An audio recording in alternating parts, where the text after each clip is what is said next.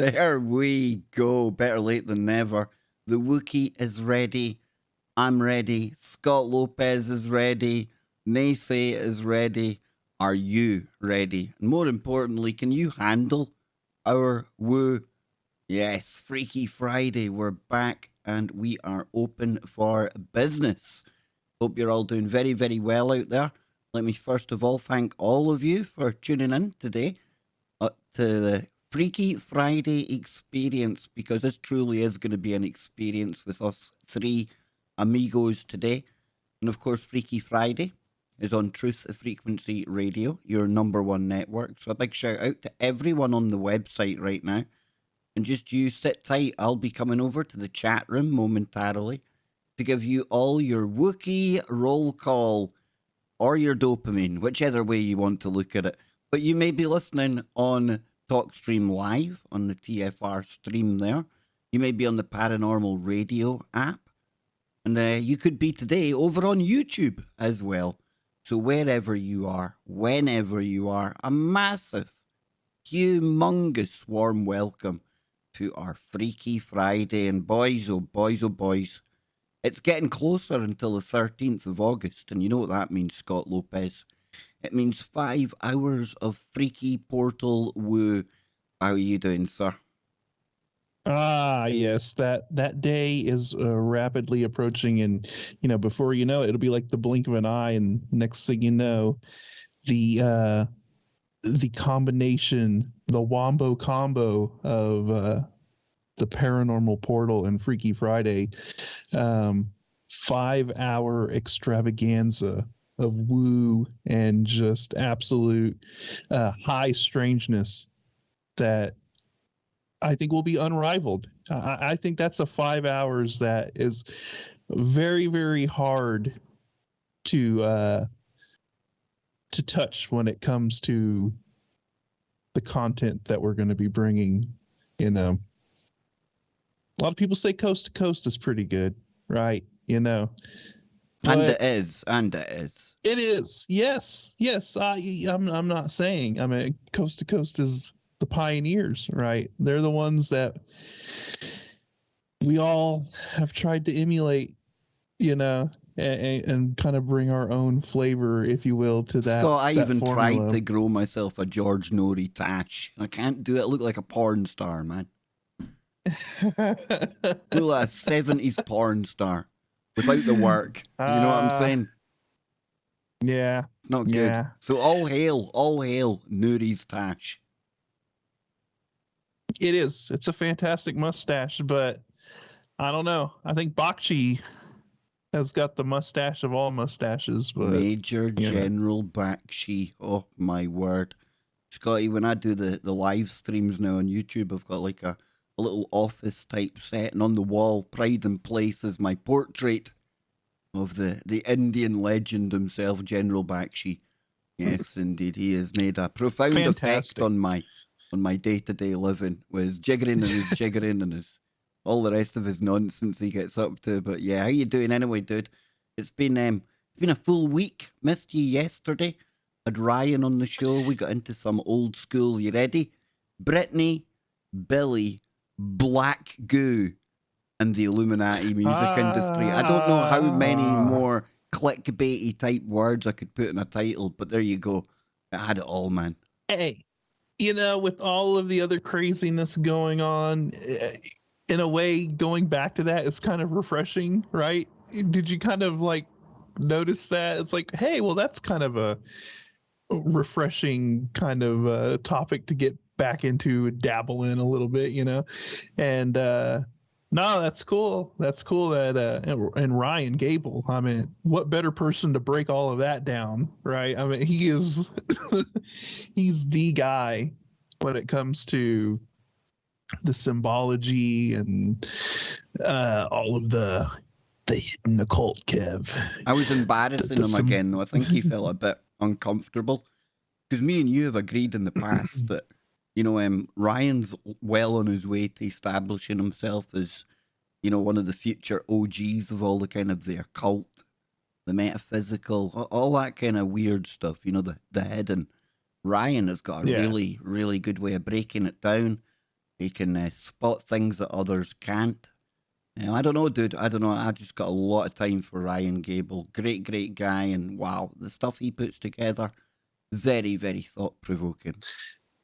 Yeah. I really enjoy his work and the way he researches and he, just looks into topics and the way he presents it, so it's really cool. And yeah, I'm waiting on my new webcam. So for those of you out there watching on YouTube land and you just see my ugly mug over there with a fantastic background that Kev Baker provided, though. I thoroughly enjoy it. Nice little gritty old effect, Yeah. The old webcam decided to poop out. I think when we had those storms and we had our little power surge, I think my webcam was a casualty possibly of that. Well, I'm glad it was my webcam and none of my other peripherals that were plugged into the USB hub. So that's whatever. That's one way of looking at it advantageously, Scott. You're correct. It could have been a lot worse, right? It could have went anywhere. It could have went into my tower. Could have went anywhere that connected those lines. But if it chose to zap the webcam, then whatever. That was a sacrifice that was worth being made, I guess. So if you are on YouTube, you're just going to have to stick with looking at my ugly dome tonight. Yes, indeed. We've got Scott's picture. And of course, we've got the third amigo. The man that just shortly is going to tell us about his trip down Highway 70 in Colorado. But Nacey, before we get there, I'm going to do the chat room and things. And how you doing, bro? Been like a week since we last spoke. What have you got up to, man? Bing, bang, boo. How do you do? It's so happy to be here with you too. Freaky Friday on a new moon. Yay, rah, rah, shimbu, ba.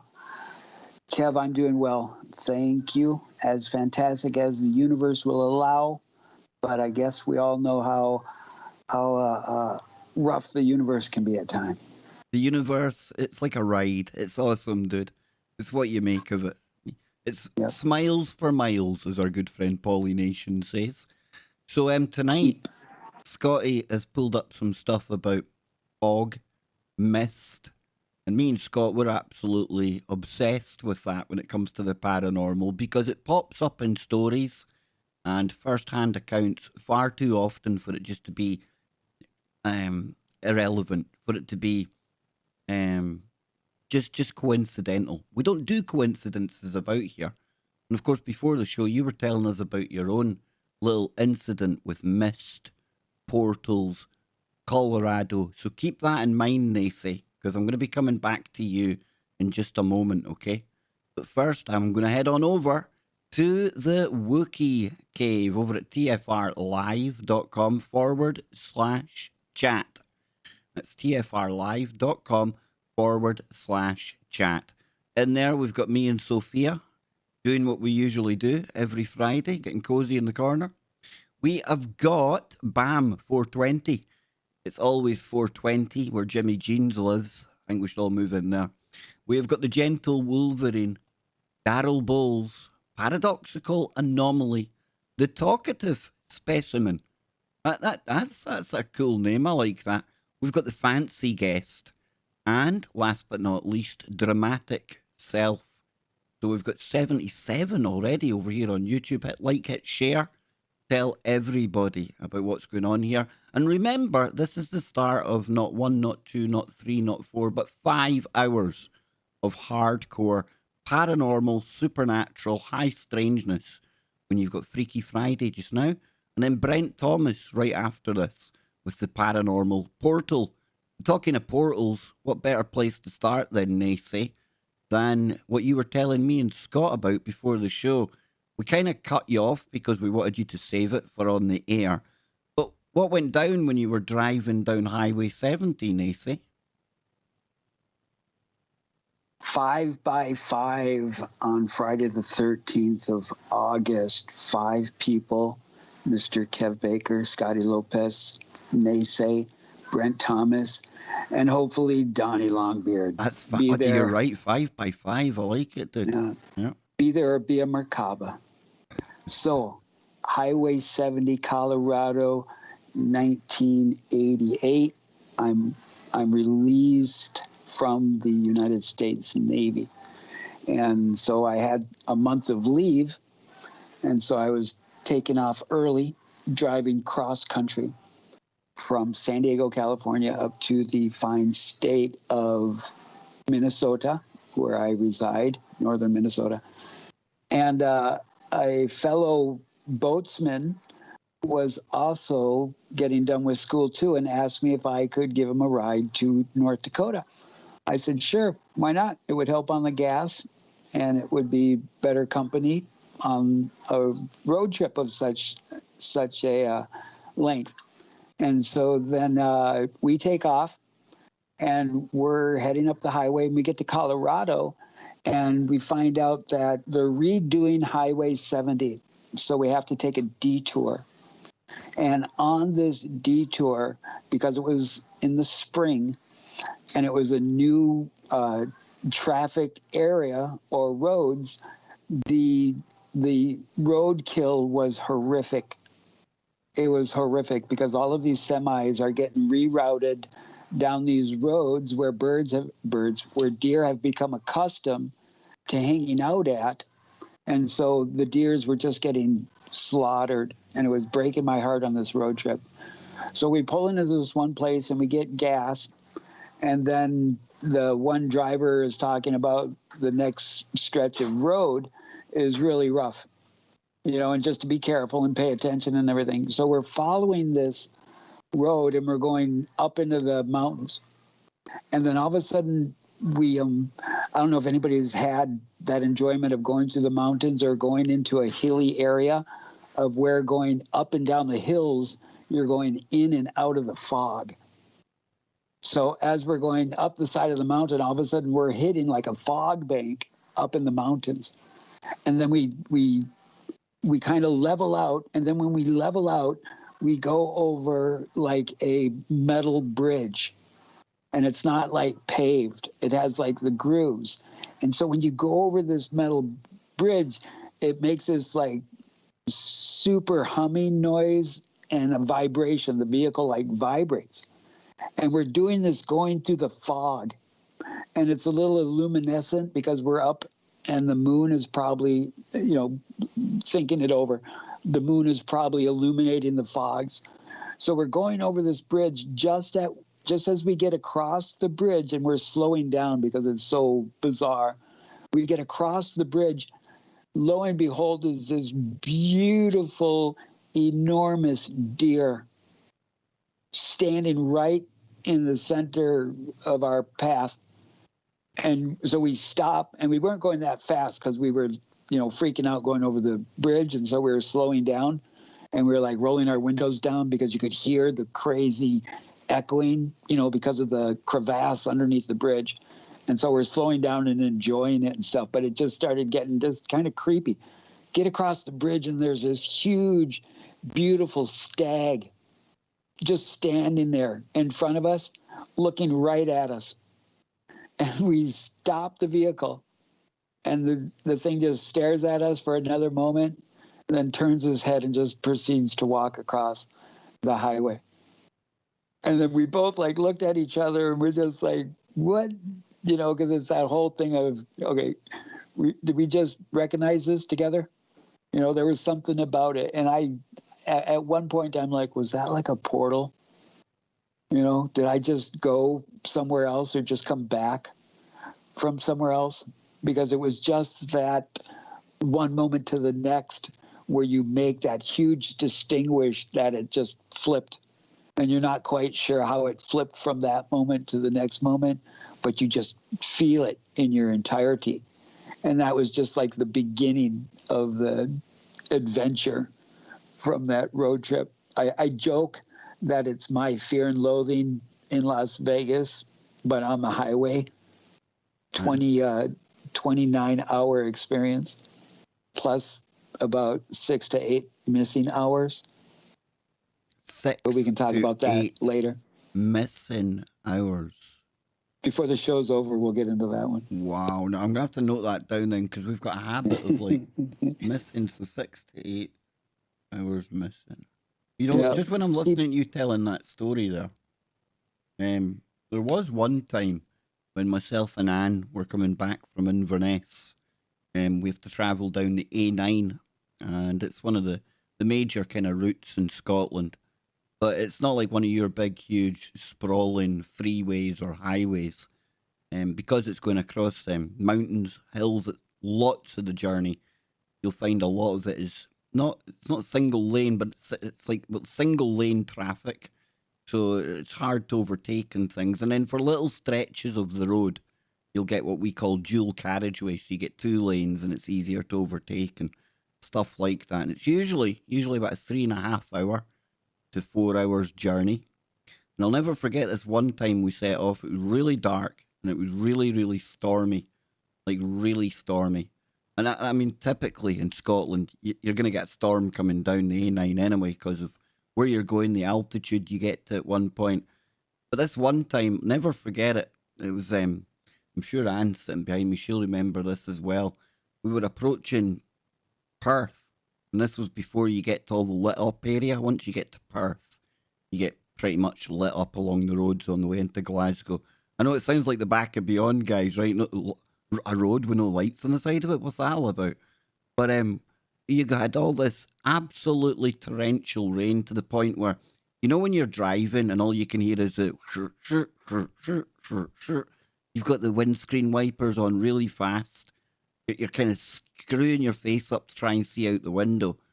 And there was a kind of misty, weird feel about the night. Now, I was absolutely crapping myself driving in this weather. It was like something I'd never driven in before.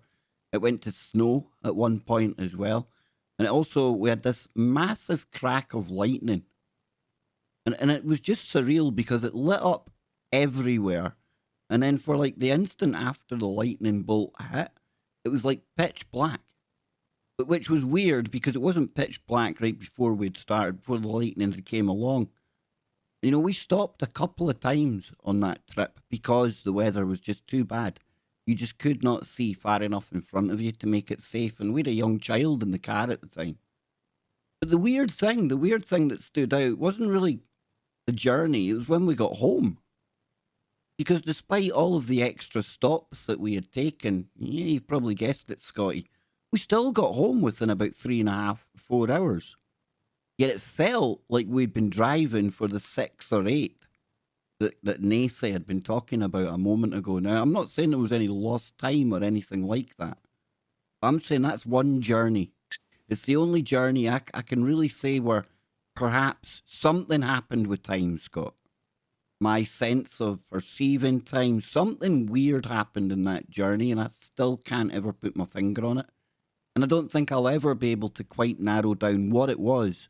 But when we got home and we realised, hang on, we didn't lose any time, despite the fact we'd stopped several times, that in itself was very, very unsettling. A really, really disturbing, quite uncanny feeling, Scott. Yeah, that's kind of weird. Like knowing that you stopped a bunch of times and that I was driving maybe 10 to 15 miles per hour on average, slower than usual because of the conditions and things. So everything added up to the fact it should have been a longer journey, but really wasn't. I mean, I could see possibly like, you know, you were put in a kind of a high pressure situation because of the weather conditions were so bad. So when you're, you know, exposed to a stressful situation for any length of time, it's going to feel like it's longer than it really is. But that doesn't explain away the lost time that you would have had stopping at different locations and driving slow and all of that. So yeah, that is weird. You know, it does seem like kind of a lost time situation, or maybe something was I don't know, helping you out along your way, you know, some weird divine intervention kind of thing, maybe, you know, just making sure that you got home safely and whatnot. I don't know. It's very strange. And then, I mean, on top of the fact, like you said, just the weather conditions in general. you're going through heavy rain, mist, and fog, and like you said, it was shifting back and forth from like rain to snow.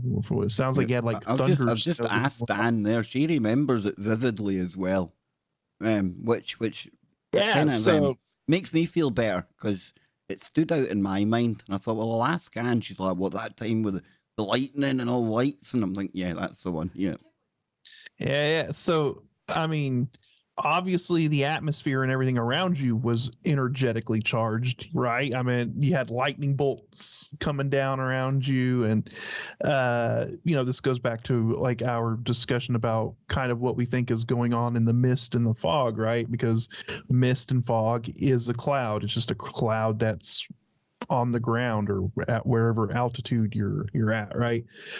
And basic kind of school stuff here. The bigger the cloud gets, it's eventually going to produce lightning, right? But just because it's not producing lightning doesn't mean that cloud doesn't have energy stored in it, right? I mean, it's a cloud of water droplets that are bouncing off each other and creating an electrostatic charge. So I think anytime you're in fog or anything like that, the atmosphere in general around you is got some kind of a electrostatic charge.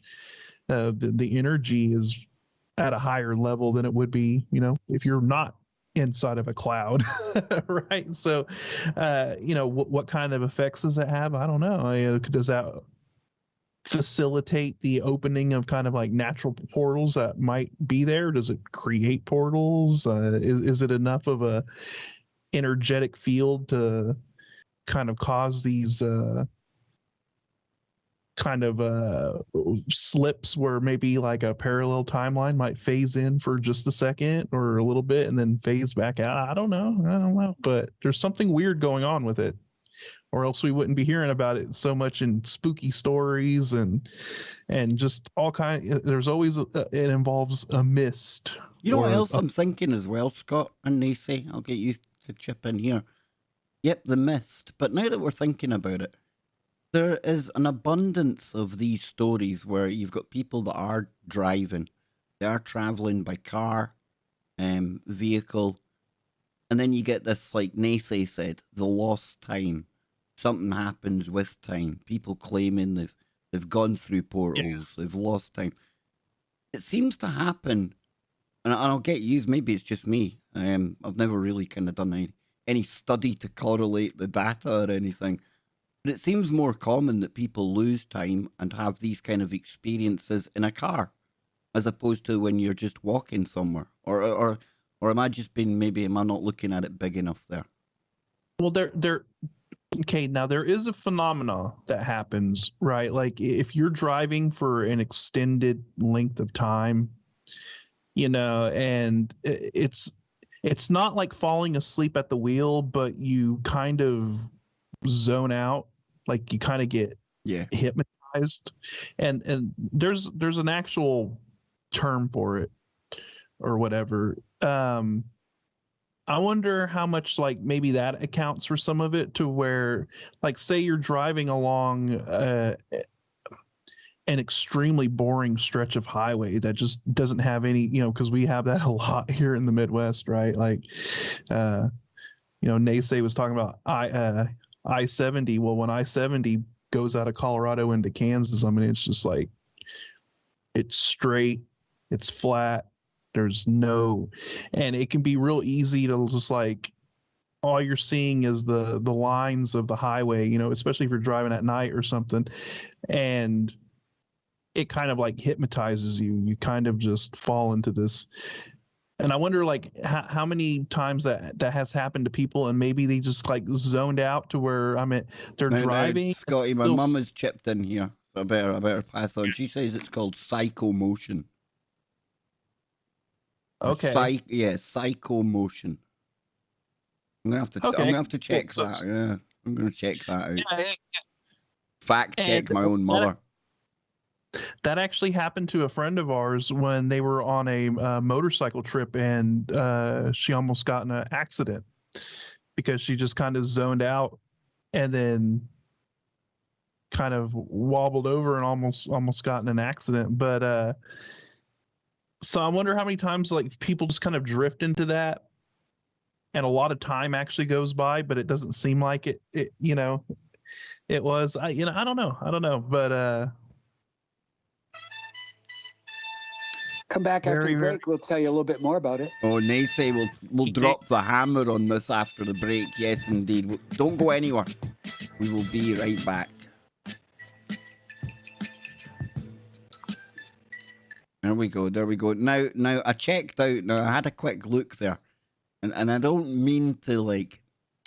I'm not saying that old Mama Bear was wrong here, right? But I don't think psychomotion covers it. I don't think it does. Okay. Maybe it's not the proper term. Well, I thought I better debunk my own mum before one of these trolls does it in the comments section, you know. Heard it from a friend who heard it from a fan. There's a song called Psychomotion. Pearly's messing around. Yeah, there's a song called Psychomotion by Autopilot. There you go. Sounds like a good hardcore book. It sounds like a really kind of crazy bit of music. Yeah, so Pearly, I know you're trying to make up for your resounding defeat at Scrabble this week, but Psychomotion, I'm not buying it, Scott. I'm not buying it whatsoever. It says Psychomotion. No, this is in French. The psychomotion education is an educational practice for children which considers the bodily experience as a fundamental element of the development of the person and not any lost time in sight.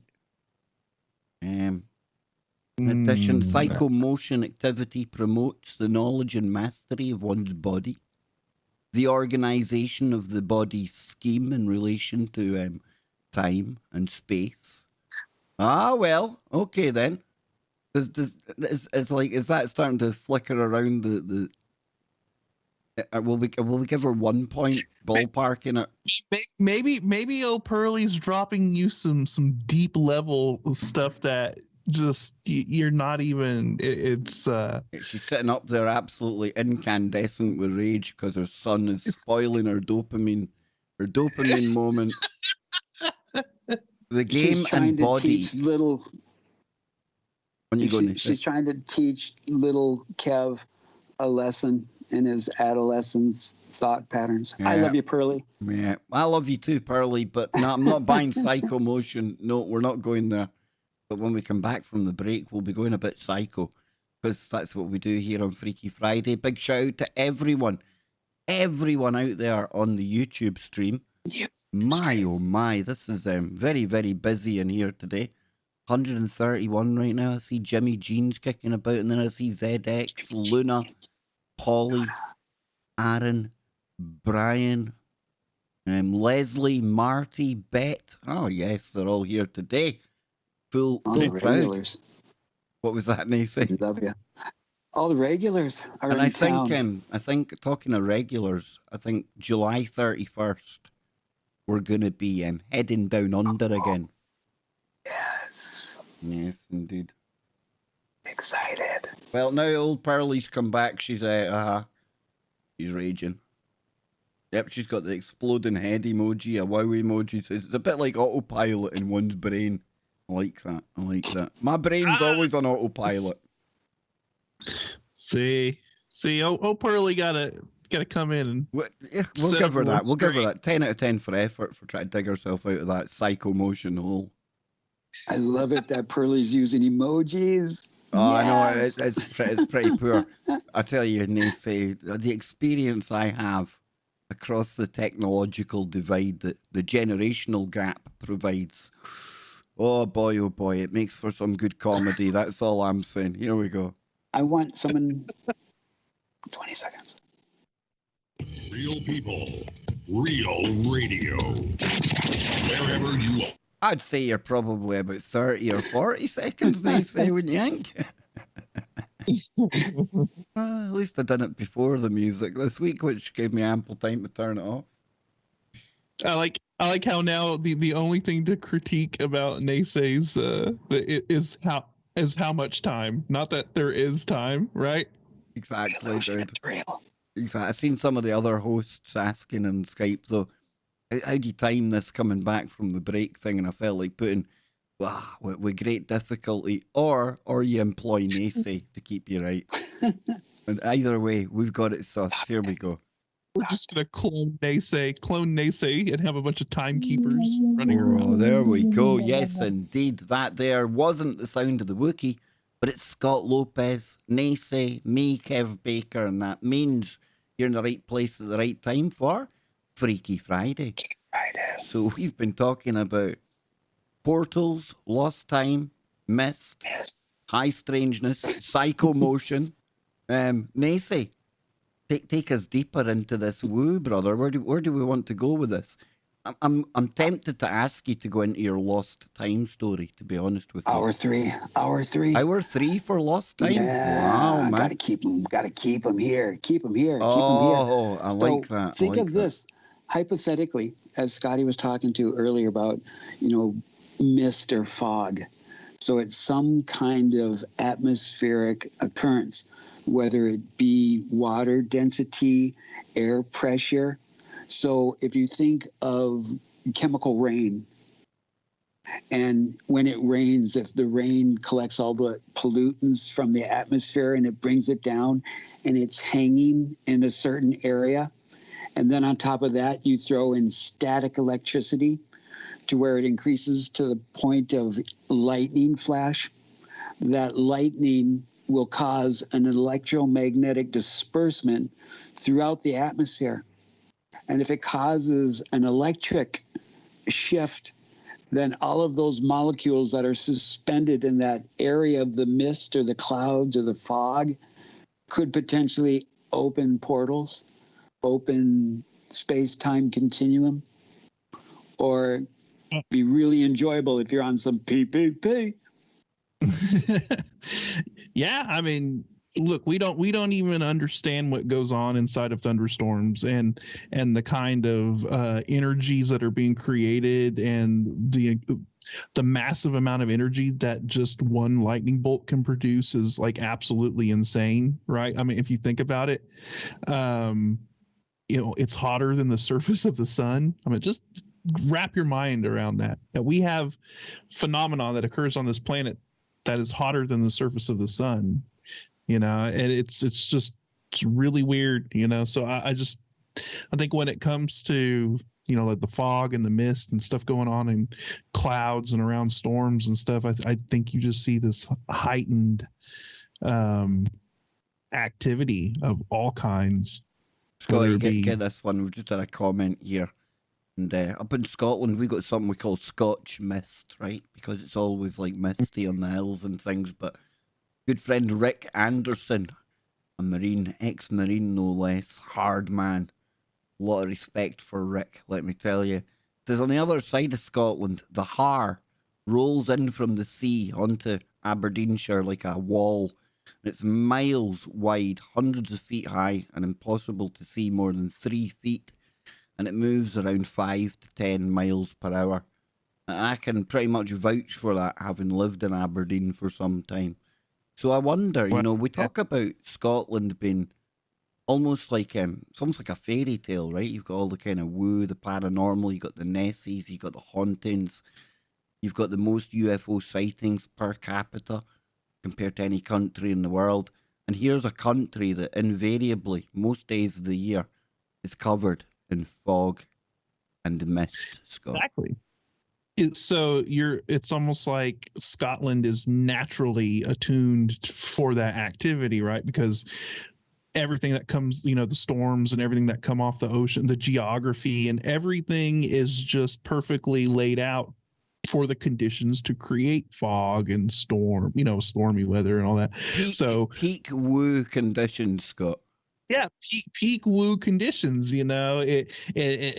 It's got the atmosphere charged at a level to where freaky deaky things start happening, Mr. Baker, and apparently a lot of freaky deaky things happen in Scotland on a regular basis. That's just the locals we're talking about.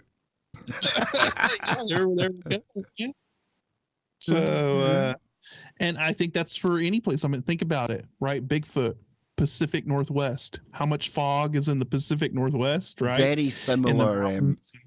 I found, and I didn't realize this until I started speaking to people from that area. Now, I know this summer's been kind of unnaturally hot in the Northwest, the Pacific Northwest, but Yeah. there's a lot of similarities to Scotland.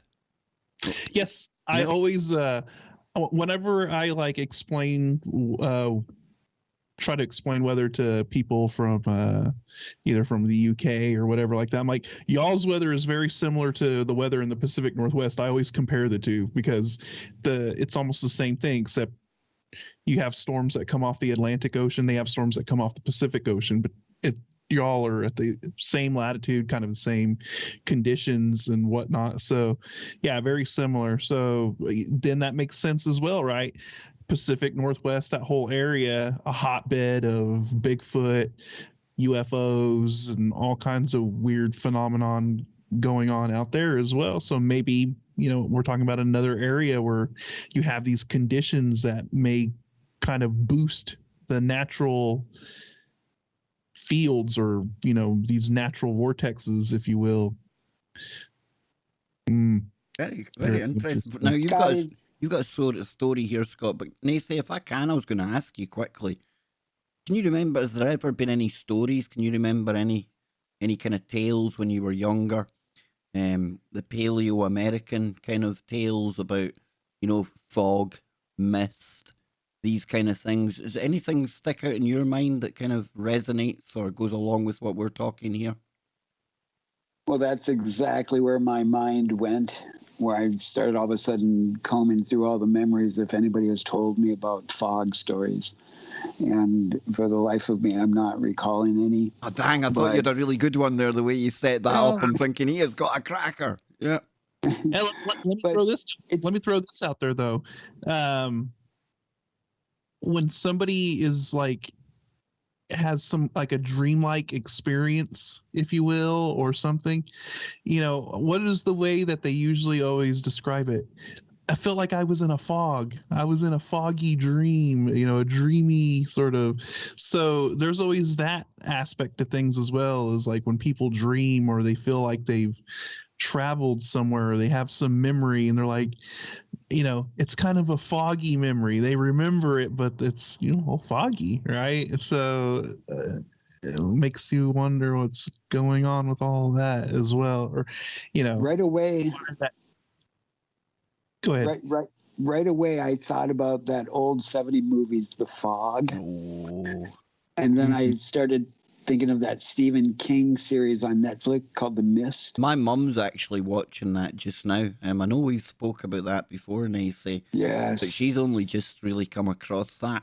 And I was jealous, right? Because I was thinking, I wish I was I hadn't watched that yet. Because I really enjoyed that Netflix kind of version, the latest one of The Mist. Really enjoyed their take on it. And for anyone out there who hasn't seen that, I thoroughly recommend it. Good binge watching. And if you're into your woo, well, it's got it all. It's got military experiments. It's got it all going on there, ladies and gentlemen. But yeah, just when you said that, it popped back into my mind. I think it was last night my mum was saying, have you ever watched The Mist? So you've got The Mist. That's a good one. But The Fog, I'm trying to remember. Have I seen that movie, The Fog? Have you seen that one, Scott? The 70s one?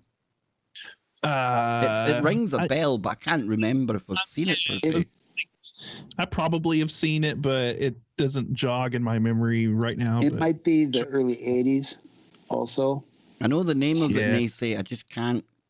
I think the movie was about. The movie was about. I can't remember if it was pirates or buccaneers or something about a ship on the outside of a coast that wanted. They were dying of sickness or something and wanted some supplies, and the city folk wouldn't allow them. And because of what happened, a curse was brought upon the town. A curse, me arties. Yeah. And then 100 years go, the fog comes now my in. mum is really contributing to today's show. I feel like pulling her up a chair here. She says, Nacey, the fog, they walked out of the sea. Yes. Oh, that's quite spine chilling. They walked out of the sea. What was it, bloody there was a mermaids remake. and mermen? There was a remake of of course, Hollywood doesn't have a creative. Sorry. Do you think Anyway. Hollywood will ever come up with anything original again? It just seems like they want to remake everything. Not that that's a Oh. bad thing, because I can imagine the new stuff they would come up with wouldn't be very watchable. So yeah, probably a good idea that they do remake all the old classics, right? Well, I'm not getting surprised anymore. And this is getting, a lot of people don't like going to a movie with me because more times than not, I can call the story, within the first 15, 20 minutes. And so it doesn't get exciting for me anymore. And it's like, really? It's like the same old repackaging of the same old storyline. But then it goes into the whole hero's journey, and a variation of that, just as we all go through it. Yeah, So- these archetypes. I mean, a lot of films they're really structured around that. You got the hero, like you said, the hero's cycles. journey. Yep. Usually they've lost their mother or something. They've lost a parent. There's something bad going on, and then they conquer all. They overcome it in the end.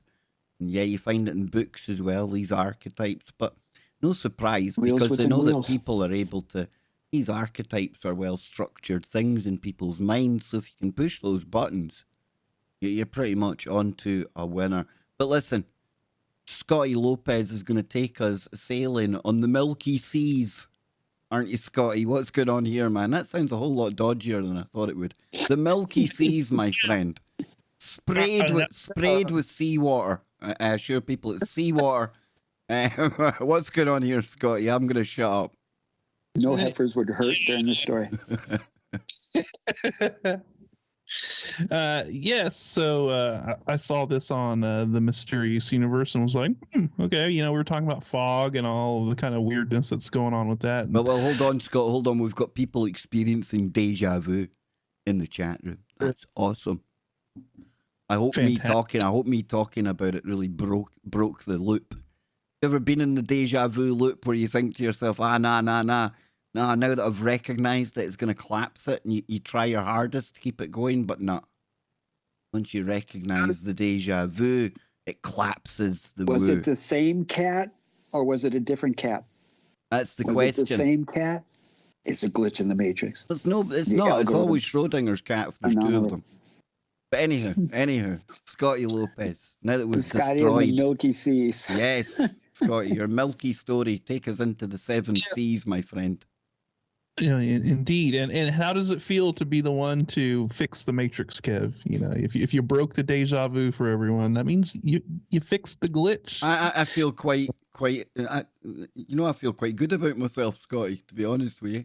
Yeah. All right, so matey, let's sail these Milky Arr. Seas, I guess.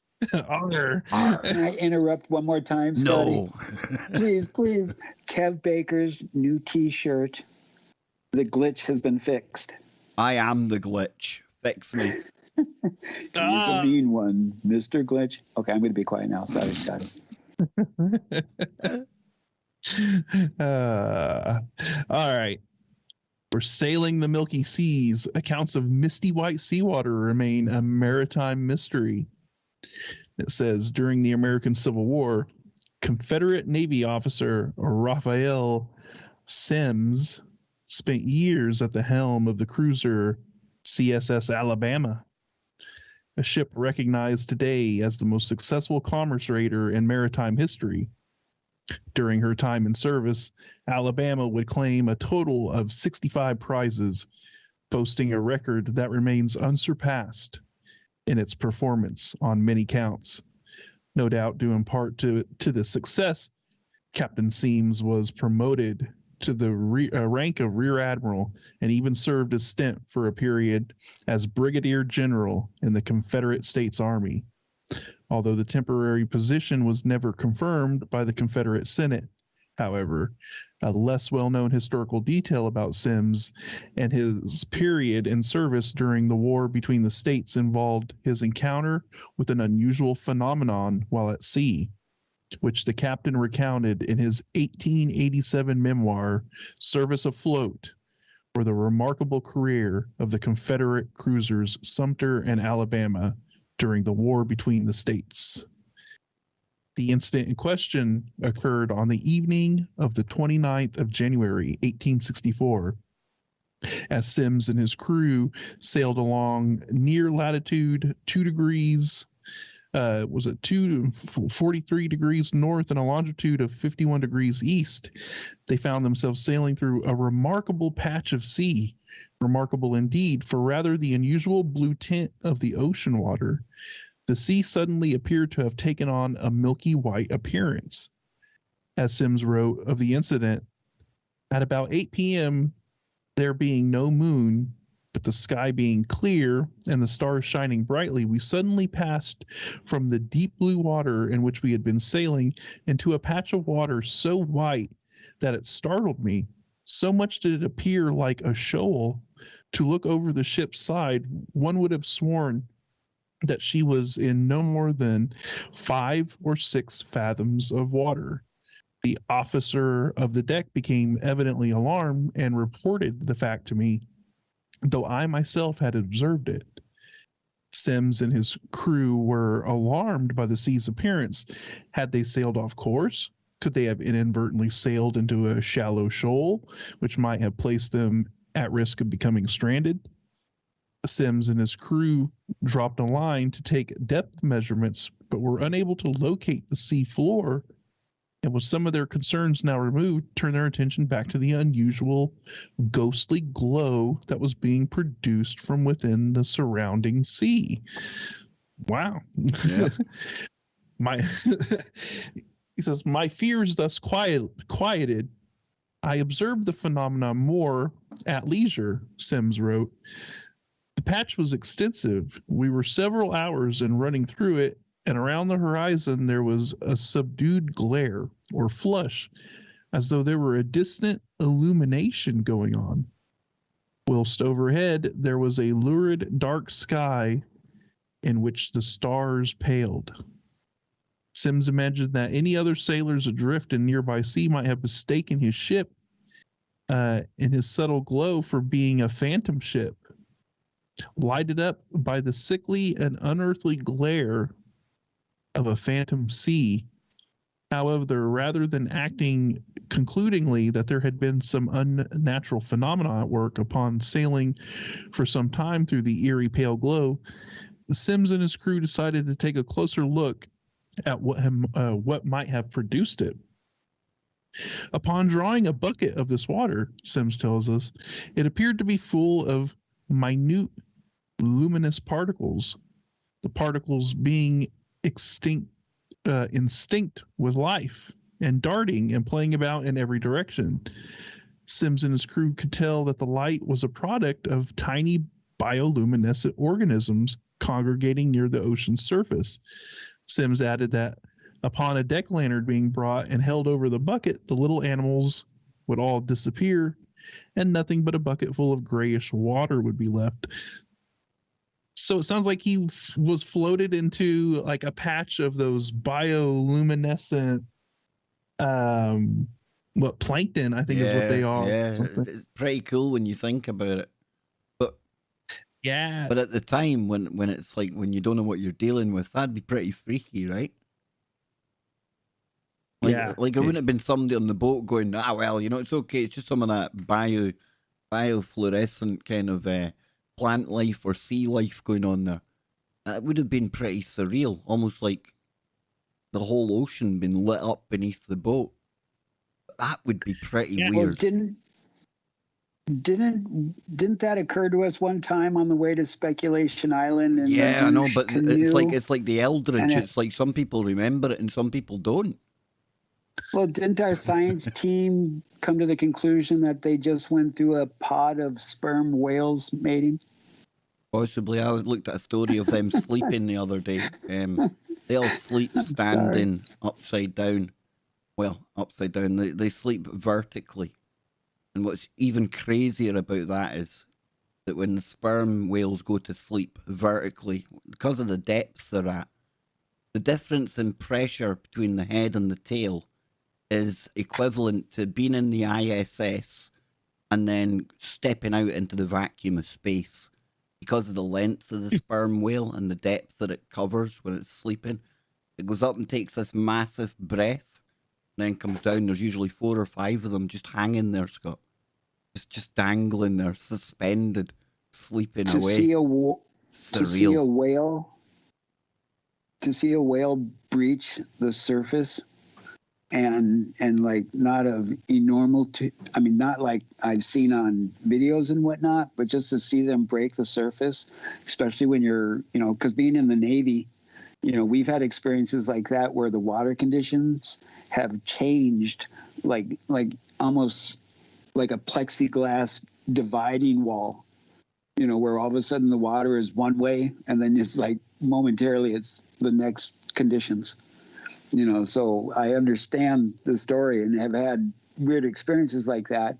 That luminescence thing, we've experienced that a couple times, and when we went underway up to Anchorage, Alaska, where a lot of the sea off the coast of Alaska is from all the glaciers melting. So the water is really muddy, almost kind of like a coffee thickness to it.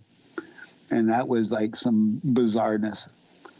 So, whales, thinking of whales, I think of Star Trek, and when that big, huge probe came to the Earth and it was emitting that whale song, and they were trying to connect with the whales on the planet Earth, and then it Sounds was like there's whales. a whale shouting in the back of your stream. Is that like a train horn or something?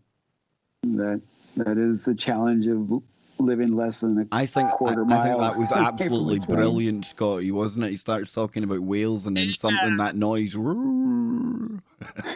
Yeah, it did. It sounded like there was a whale back behind Nacey. Whoa. Well, that was a good whale noise. I like that. That was better than my effort. I sounded like somebody with something stuck in my mouth. Hey, it is what it is. Do you know how you circumcise a whale? With great difficulty.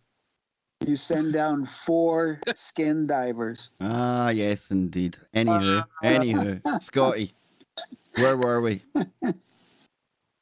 We were just gonna finish this up a little bit, and it says the peculiar phenomenon that Sims described may represent one of the earliest written accounts detailing strange appearances of milky patches of the ocean, a phenomenon which has been documented by sailors over the years on a number of occasions, some of whom even detected the curious manifestations on radar. Now that's kind of interesting. I don't know if you can chalk that up to bioluminescent organisms. Maybe. I don't know. While even early accounts like those of Sims associate the appearance of milky seas with bioluminescent organisms, some aspects of the phenomenon remain a mystery. Says, we haven't solved the mystery of the Milky Seas, according to Stephen Miller, a senior research scientist at Colorado State University, who was interviewed by the BBC about the phenomenon. Says, we have been able to detect them, but there's not concrete evidence of how they form or why they form. We just need to find out a lot more about it, Miller said. Thus, the strange discoloration of ocean water filled with bioluminescent bacteria, while long recognized by sailors at sea, remains somewhat elusive to scientists who attempt in modern times to understand its underlying causes. Now, I think there's a lot of things that could possibly cause a patch of ocean to, look like that. Like, what if you had like an underwater eruption of methane, right? And you had a bunch of small methane bubbles, floating to the top. I'm sure that would kind of create like a foamy white look to the ocean, right? I'm sure there's a couple of things that could possibly do stuff like that, but speculation. If we have ghost on land, then what about ghost fish or octopi or other ocean critters? Yes or no? Hey, I'll go with it. Yeah, I would say, that their energetic imprint would forever be saved in the water, right? I mean, we already talked about water in general being an excellent sort of conduit, if you will, or there always seems to be some kind of spooky paranormal kind of stuff going on around bodies of water or near streams or rivers or anything like that. And so, hey, you have all the animal life, and those are, creatures of the planet that carry their own unique energetic signature, if you will. Yeah, if they pass away underwater, their energetic imprint, I think, is going to still be imprinted in that water. A new carried in horror genre. Ghost I like fish. it. I like it. 1 hour down, 2 to go. We'll be back on the other side with the spirits of ghosts, dead people, and fish, and octopi, and anything else you can imagine. We will be right back. Don't go anywhere. There we go. There we go. Now, I want to cut in here just quickly. I want to pay homage to one of my favorite, if not my favorite, YouTube channel out there right now. And that is, of course, my good friend, Dr. McCairn. Dr. McCairn, he tried to chip in via Streamlabs, and for some reason, Streamlabs isn't working. So I'll read it out in my best Scottish accent. He says, Slangivar to the har, and Commander Baker, Kev, Scotty, Nacey, and Friday Woo. So for you specifically, Dr. Kevin W. McCairn, here you go, man. Genetically modified. Yes, indeed. A lot of jiggering was done. Thank you very much, Dr. McCairn. And he will be back reporting for duty on Tuesday night, Wednesday morning in Japan, this week coming up on the Kev Baker Show. So you don't want to miss that. You don't want to miss the other two Kevins joining forces. It's always controversial. We always take the wokelings and we give them a good slap about the head. And of course, we give due credit to the man, the myth, the legend, Major General Bakshi. Again, it's hard. Sounds like wokelings. Sounds like some kind of a cryptid, right? Like the changeling or something like that. It does, doesn't it? Yeah, it does. The wokeling. It stirs up really uncomfortable feelings, doesn't it? Genetically modified. There we go, man. There we go. A good wet one at the end there, just to really seal the deal, There we go. There we go. How do you pronounce General's last name? Bakshi. The same way it's spelled. Bakshi. Bakshi. Bakshi. Yes, Sweet. indeedy. Thank you. The General. I tell you, old Doc McCairn, he's got some cracking clips. You think my clips of Bakshi are mad, Scott? I've got so many to chop up, it's unbelievable. He's talking about, he's ranting and raging about you're going to do Sweet Fanny Adams. I'm telling you, man. The guy is off his head. He was born for a soundboard. You know what I mean? Yep, he was. He was talking to soundboards. I do have a... There we go. A soundboard. It's working. There we go. He's General Batshee crazy. Indeed. 3 seconds.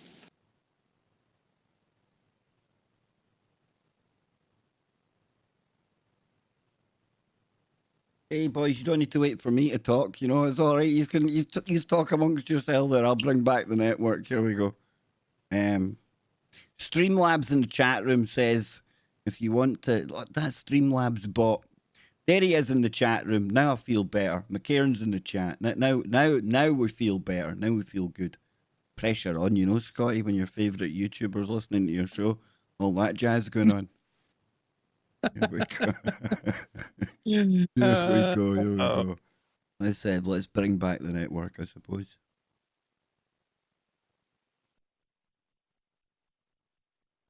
Welcome back, ladies and gentlemen. Hour number 2 on today's Freaky Friday. It's been a bit of a Freaky Friday with a difference so far. I want to give a big shout out to Dr. McCairn, who chipped in with a super chat during the break there. And he was just, let me get it up there so I can read it out to the audience again. Slangivar to the Har and Commander Baker, Kev, Scotty, Nacey, and Friday Woo. There you go. Thank you very, very much, Doc. So are we still going to have to wait for hour 3 for your missing time, Nacey? Are we? Now he's not even going to talk to me. Now somebody's abducted him. I made the proclamation, and I don't want to solidify the label of hypocrite any more than I already do. Okay, we'll keep him going then, Scott. We'll keep it turning over for the next hour, right? But Captain Kev, how can the listeners find you on different platforms, and where else can you be located in the superhighway of things? Superhighway of things, tfrlive.com most days, and then the Kev Baker Show. Just search for me on YouTube. That's where you'll find me. And then, of course, we've also got our Discord server. But usually 9 times out of 10, as Doc McCairn knows, if his channel is live, you'll usually find me loitering around in there, trying to learn something. I always find it's good to listen to people that know what they're talking about, Scott. Even if, like, I would say 50% of the time it's over the top of my head. But I've learned, and again, I laugh and I joke about Doc McCairn, but I tell you what, boy, I've learned some amount of stuff listening to him over the past year or so. And I know a lot of the audience has as well. So I can't speak highly enough of Doc McCairn. I truly, truly can't. He's a good friend. He's somebody I'm in the trenches with. And he's as mad as a brush. He's just like me. In fact, I want to adopt him as an honorary Scotsman. I really do. Because this weekend in particular, with England being in the final of the Euros, I'm finding it quite easy to not like the English this week. So it's hard to look at Doc McCairn and think he might be one of them. But he was educated in Scotland. So I think that gives him honorary Scottish kind of... Yeah, I think so. There you go. Yeah. Or at least some Scottish residue has built up on him enough. I think so, dude. I really do. I really do. So anyway, where are we going now, speaking about Scott? those Scots, I brought this up before the show. Braveheart, I got to revisit that. And I'd love to dig deeper into your history, and at some time in the future, kind of like dedicate a whole show about Kev Baker, the reveal show. Well, not my history, Scottish but Scotland's history. I would love to claim Scotland's history as my own. No, we could do that, dude. We could definitely do that. And you were saying, Braveheart's got the audio description now. Now, have you actually watched it? Have you listened to it yet, or have you still to go and do that? Oh no, I finished it maybe 2 hours before the show today. I started listening to it last night. And how was it, man?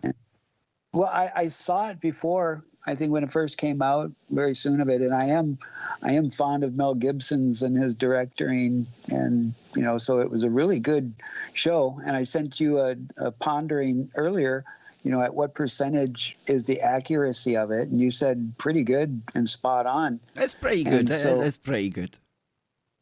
Yeah. Well, it was just really interesting when you kind of break it down, the similarities of my people and kind of like a clan division,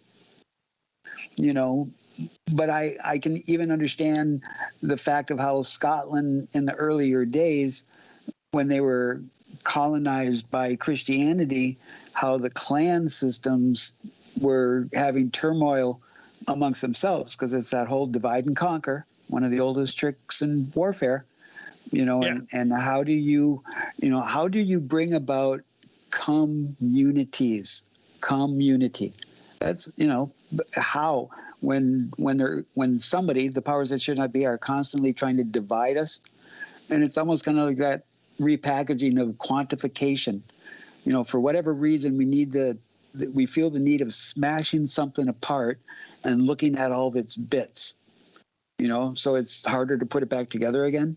And that's the metaphor of Scotland, where this clan system, like my ancestors, how we had 13 clans, and they got so divided because we were played amongst each other. And wow, that storyline of the hero's journey, are we just witnessing it all around us abundantly? Be the hero, Kevin. Well, I tell you what, back in the day, all I can say is, and I've brought this up before, and I can't move away from it, but when you look at the Claymore, Scotty, we've done this before, right? You look at the Claymore sword, and arguably that's about the size of an average Scottish man from head to toe. So what size of man did it take to wield a sword like that? That's what I want to know. And then I went up to one of these Pictish sites up near Inverness, and it's still in mid-excavation. And it's really weird. It's a really nice museum that they've got. You go into the old chapel, and they've done that up, but they've got a skeleton in there. And it's weird because you can't just walk up to the skeleton and look at it the way you would expect to do in any other museum. No, in this museum, they've got like remember you mentioned the cattle grid on the road, Nacey?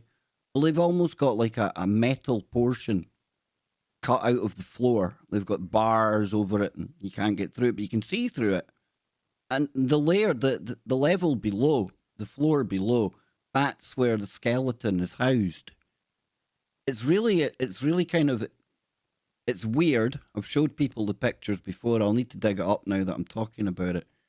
But my mum was there. I think my brother was there as well. And we all agreed that this was not an average-sized human being. In fact, it was substantially bigger than average-sized. So again, it just adds to my kind of wondering, just what people were kicking about here at one point. Because you look at Scottish people now, and I would say on average we're probably smaller, a smaller kind of nation, if anything. A lot of small guys, a lot of small women. We're not a nation of dwarves. I'm making it sound really bad, right? But I think in our past, at some point, something was going on, dude. Because these swords, like I say,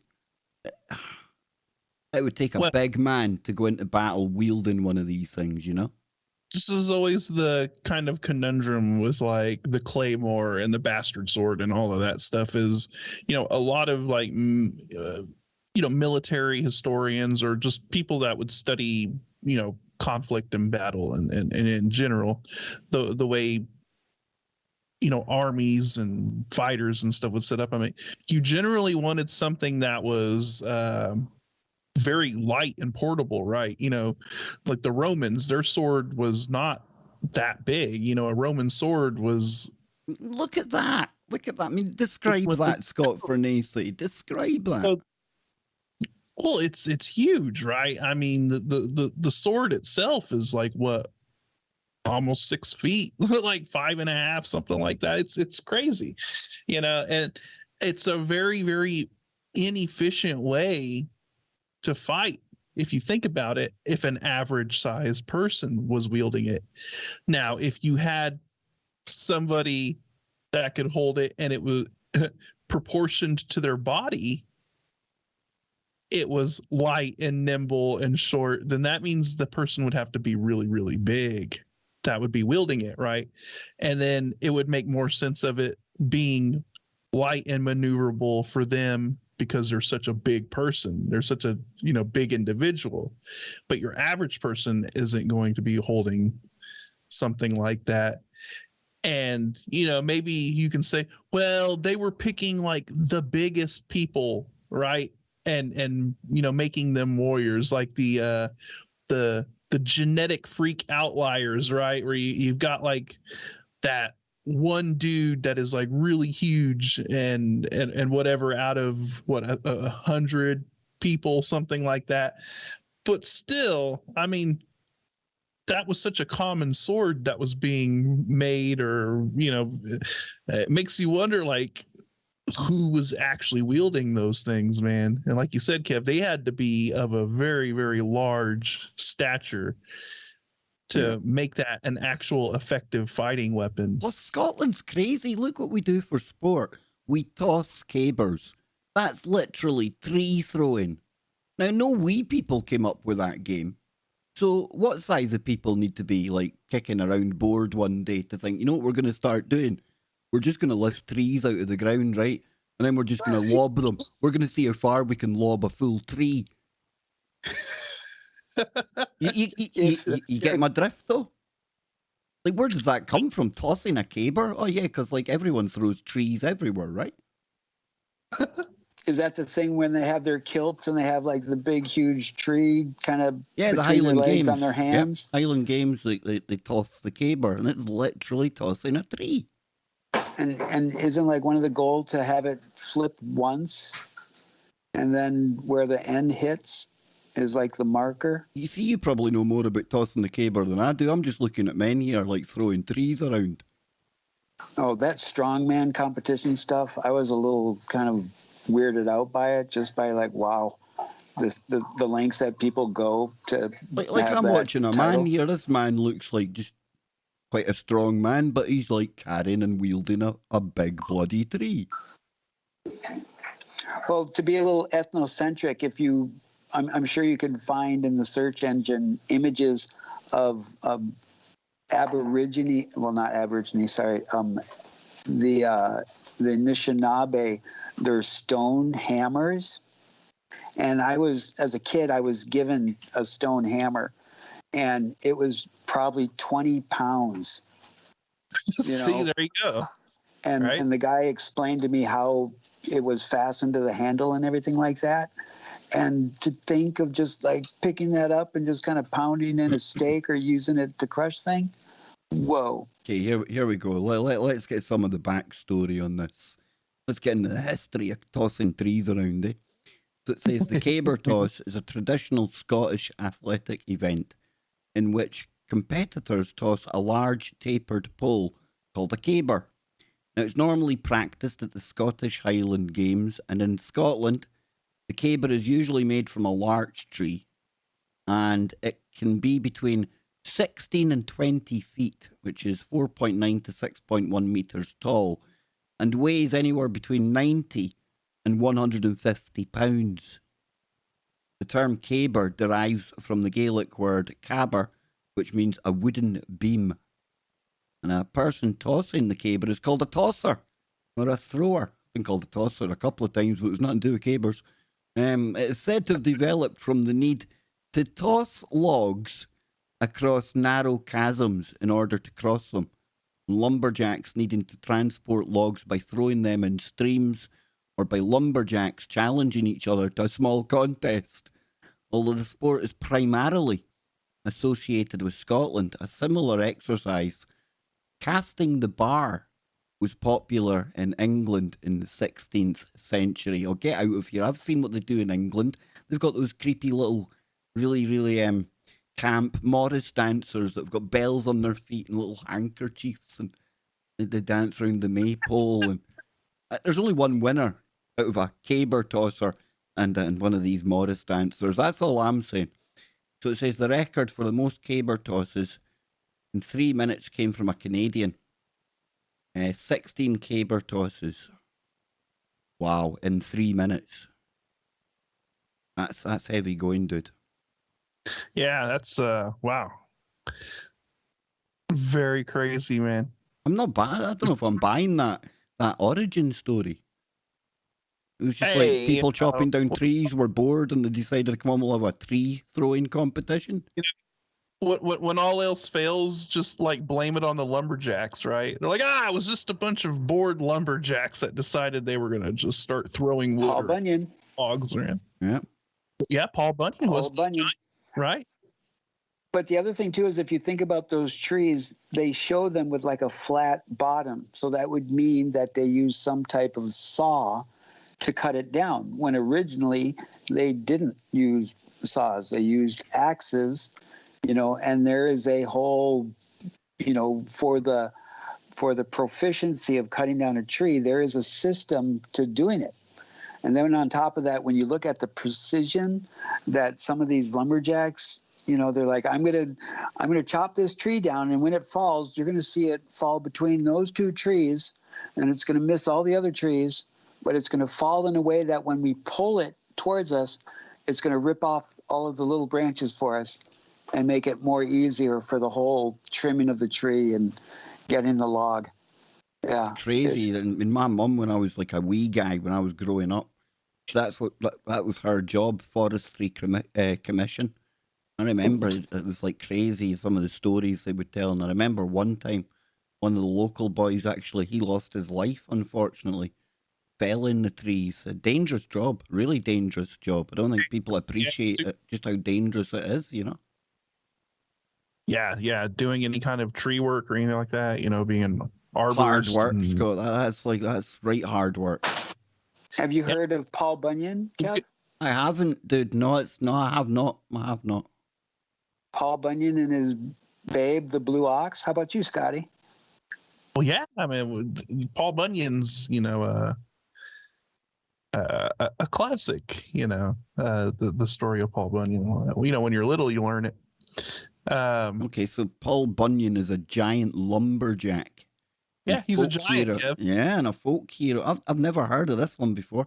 And a folk hero in American and Canadian folklore so is this where Canadians get the red checkered shirt from? Now I know.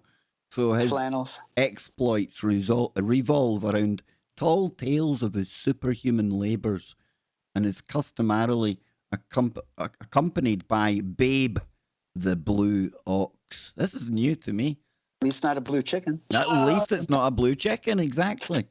I'm surprised you've never heard of Paul Bunyan, Kev. I didn't know it was so kind of specific to here in just North America. Oh, dude, it might, listen, just because I've not heard of it over here, please. I mean, it could be, like, honestly, don't read too much into that. Maybe a lot of people are sitting going, that baker, he's never heard of Paul Bunyan. I haven't, Since I think it's just kind of more of our local area, the whole area of Canada down into the Midwest. Well, let's see what he says about this guy, because I'm liking the kind of statue of him. 2021, July 9th, a day made in history where Kev Baker on Freaky Friday with the Brew Crew learns about Paul Bunyan. Here first. Yep, exactly. I'm going to mark this day. Now, you know what's going to happen now, right?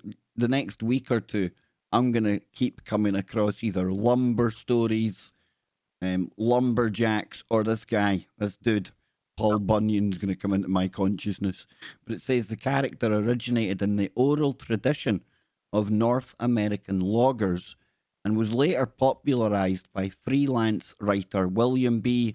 Lochhead in a 1916 promotional pamphlet for the Red River Lumber Company. Now, he has been the subject of various literary compositions, musical pieces, commercial works, and theatrical productions. His likeness is displayed in several oversized statues across North America. This is a totally new one on me, and old Mama Bear, she's messaged it's a new one on her too. So yes, I don't feel too strange now. Synchronicity alarm. You said it was created in the Red River Lumber. What was that again? Red River Lumber Company. Okay, and where am I? What is not 8 blocks away from me to my west, but the Red River? Wow. I live in the Red River Valley. That's pretty cool, dude. I'm a lumberjack and I'm okay. I sleep all night and I work all day. I wear high heels. Oh, sorry. Well, no, nowadays probably they do make lumberjacks wear high heels because, I mean, let's face it, it's one of those rugged, manly jobs. So I wouldn't be surprised if the wokelings out there have demanded that lumberjacks walk a day in a woman's heels, just like the American military, like our police over here. It's what happens nowadays. I don't know why. But that song you just sung, is that about Paul Bunyan? That was Mighty Python's Flying Circus. Well, there you go. See, I'm not having a good day today. I'm like batting. I'm 0 for 2 or 3 now. It's not my day, dude. Oh, every day with you, Kev Baker, is a phenomenal day. So don't ever diminish it, please. Oh, I don't know about that, Scott. So, Scotty, what other stories have you got kicking about there, dude? I know you've got other ones. You want to take a trip to Stonehenge? We haven't been there in a while. I am one step ahead of you. There we go. Stonehenge is coming up. Take us there, Scotty. Take us there. All right. Well, we have a man that claims Is it a man or Claims is it a man? Hey, who knows? They can be whatever they want. They can be whatever their heart feels they want to be. But yes, it says man claims a rotating machine was used to move the stones of the pyramids and Stonehenge. Before you get started, Scott, I've seen another cool story the other day about Stonehenge, and it was all about how they have made an acoustical representation of what it would have sounded like if you were stood. Like, I thought they would have some kind of audio of what it would sound like, but no, they've just recreated models, and they show how the acoustics would have worked. These stones would have had a very, very important function in reverberating the sounds around the circle. A really fascinating kind of study that was done, but I'm keen to find out what this is saying now about circular machines. Yeah, I don't know. This is pretty interesting. So it says 2 mysteries that have baffled historians, archaeologists, tourists, engineers, and anyone who has tried to move a couch is how ancient Egyptians and Bronze Age Brits managed to move the massive stones used to build the pyramids and Stonehenge. A Welsh carpet fitter with experience in moving huge, heavy carpet rolls and an interest in Egypt and Stonehenge thinks he has the answer and has demonstrated his long-forgotten machine, which impressed an Egyptologist enough to invite him to speak on the design. It might impress you as well, especially if you're a fan of the biblical prophet Ezekiel. It was an out of the box experiment, and when I made it, I filmed it with all the mistakes. At the end of the video, when I greased the machine up for a speed test, I couldn't believe how easy it worked. It is a scale model of a stone-moving machine built by Stephen Tasker, a 66-year-old carpet fitter from Lionheart. Whoa, that's a weird word. Maybe you can hit that one, Kev. It's one of those. Yeah, and something like that. Clandicker.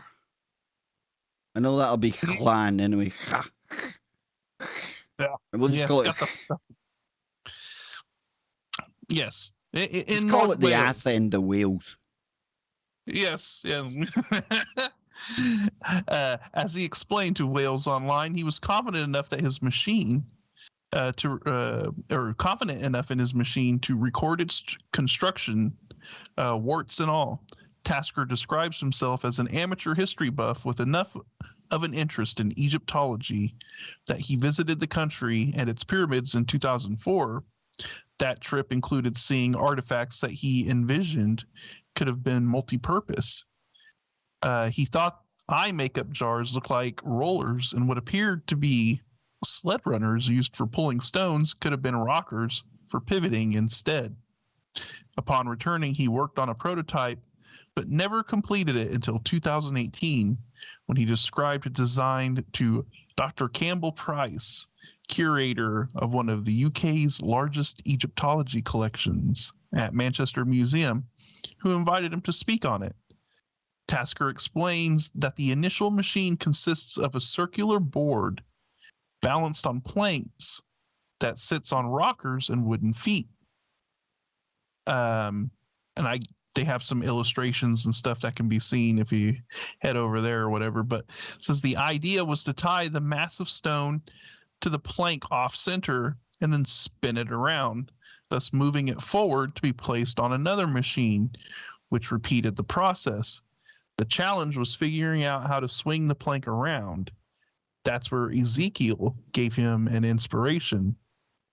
The center of the fire looked like glowing metal, and in the fire was what looked like 4 living creatures. In appearance, their form was human, but each of them had 4 faces and 4 wings. Their legs were straight. Their feet were like those of a calf and gleamed with burnished bronze. Under their wings, on their 4 sides, they had human hands. All 4 of them had faces and wings, and the wings of one touched the wings of another. Each one went straight ahead. They did not turn as they moved. instead of one plank, Ezekiel inspired Tasker to use two, one on the top of the other, with a round circle in the middle of each. And we are heading to break, and we will continue this interesting story about maybe some lost technology that this guy may have figured out or something. We'll see. And deja vu. There we go. Well done, boys. Took that nicely to the break there. Now, a big shout out to everyone in the chat room. We've got Beck. She says she's loving tonight's discussion. That's made my day. I'm sure that pleases the guys here as well. We've got Mallard the Duck. Good evening, Kevin. Gentlemen. Good evening to you. Regla says this is great. And people built all these pyramids. I've got a hard time believing that one, says Mallard the Duck. I've got a hard time believing it if we accept that we had no technology back then. But I've got a whole easier time believing it if there's a whole heap of technology that we don't know that they had. You know what? Sense. Like, whether you believe humans made it or not, right? The fact is that it was such a amazing piece of engineering that you still have people to this day trying to figure out ways of moving blocks like that. I think that's probably one of the main takeaways that you can really cannot recreate it. That you can get from the you have modern people trying to think outside of the box and figure out how to do these things. And maybe they do figure out how to do it or whatever, but it to this day it's a mystery that people are trying to figure out, which is I think is cool. We love the mysteries, right? We love the mysteries, man. For me, I think all of the temples, all of the pyramids in South America are just as intriguing, to be honest with you. They've stood the test of time in many cases, and I don't think as much time gets spent talking about the wonders of the architecture and the building of those things as compared to the pyramids in Egypt. And when you look at some of the ones in South America, Scotty, they're very intricate, they're very elaborate, very decorated as well. And then you figure in the whole complexes, right, with the kind of ballparks that you've got with the Mayan ones, and almost like a full kind of metropolis type area around these temples. It's crazy. It's fascinating. What's really discouraging of engineering, the level of engineering and all of that is just on par with a lot of the stuff in Egypt, right? I mean, I think you have to hold them in the same regard as well. And how did they move those things? How did they construct that stuff? Look at those gigantic stone spheres, I think in Guatemala. How did they move those things? There's a lot of people in the chat room. We're talking about the giant stone balls. I'm thinking of Costa Rica. You got some there as well. They're all around the world, those giant kind of concrete spheres, right? There's nothing to sphere, but sphere is everything. And you can't beat a big set of giant concrete balls, Nacey, right? I've got big balls. Exactly. She's got big so balls, do the Costa Ricans. We've got the biggest. I'll dig some up here during the break. My balls are always bouncing. And when we come back, Scotty will take AC/DC? us. When we come back, Scotty will take us back through the story we've got here, and then I'll dig up some giant concrete ball stories. Yes, indeed. Indeedy. Is it time to come back yet, Nacey? 5, 4, 3, 2.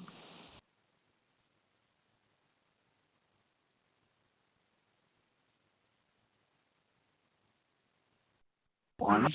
Tuned into the truth frequency. Your protection from this. Yeah, even Nacey. See, Nacey? See? It's 15 way seconds off.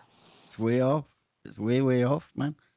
This is the I'm game sorry. No, dude, this is the game I play with myself every night. No, that sounds wrong. I don't play with myself every night. Just after talking about massive balls, my word. Baker, sort out. Balls. That sounded like a disembodied balls voice, man. Balls of steel. Ah, the old soundboard is back, eh? Huh? Hey. Here we go. I think that should be it now. Welcome back, ladies and gentlemen. Genetically modified. Yes, indeed. That noise, that sound there means we are back for the second half of this week's Freaky Friday with me, Kev Baker, Nacey, and the man himself, Scotty Lopez. And Scotty, during, or just before the break, you were talking about one of the UK's most majestic earthworks, stone sites down at Stonehenge. We've got a new take on maybe how they've done this. So I'm going to hand it back to you, bro. And I'm going to dig up something on the mysterious giant concrete spheres that are around the world. You see, I've done that this time, Scott. See? Mm-hmm. Yeah, so I mean, it's very interesting. You know, I was saying during the break, regardless of like how you believe the pyramids were built, or you know, even if humans built the pyramids at all, it's still an intriguing mystery, and people to this day are still trying to figure out ways of actually accomplishing the task. You know, with the technology that may have been available at the time. You know, if somebody thought about it, or it's very interesting how you have modern humans still trying to come up with these concepts and ideas. So I just think it's fascinating in general. So, continuing on here, it says, instead of one plank, Ezekiel inspired Tasker to use two, one on top of the other, with a round circle in the middle of each. They look like four wings. To make the top one swing around, he drilled a circular groove and inserted a ring holding a circle of metal balls. The primate a primate ball bearing mechanism. The feet of a calf. That little quote gave him the design for the shape of the feet under the rockers. The end result was a machine that allowed him to move a 60 kilogram, which is roughly 132 pounds, roll of carpet. One can easily see a bigger machine being used to pivot and move Stonehenge stones, Egyptian stone statues, and even pyramid blocks. Tasker estimates a full-size machine could travel 1.5 miles, or that'd be 2.4 kilometers a day, and move stones from the Preseli Mountains to Avebury in just a few months. So it sounds like it's one of these kind of mechanisms where you kind of rock it back and forth, like you kind of teeter-totter it and kind of step it. It's an interesting concept. So is this really how they were moved? And who had the idea first? However, Stephen's theories on how massive objects could have been moved demonstrate a very creative and practical engineering mind. Engineer Sean Whitehead, who led the Jedi robot exploration of the Great Pyramid, told the BBC he liked the idea. On the other hand, University College London Institute of Archaeology's Mike Parker Pearson, professor of British later prehistory, disagrees. So the scientific community is butting heads on this concept, I guess. One of the huge misunderstandings about Stonehenge is how you could do something with a minimum of effort and maximum efficiency. That's a very 21st century idea.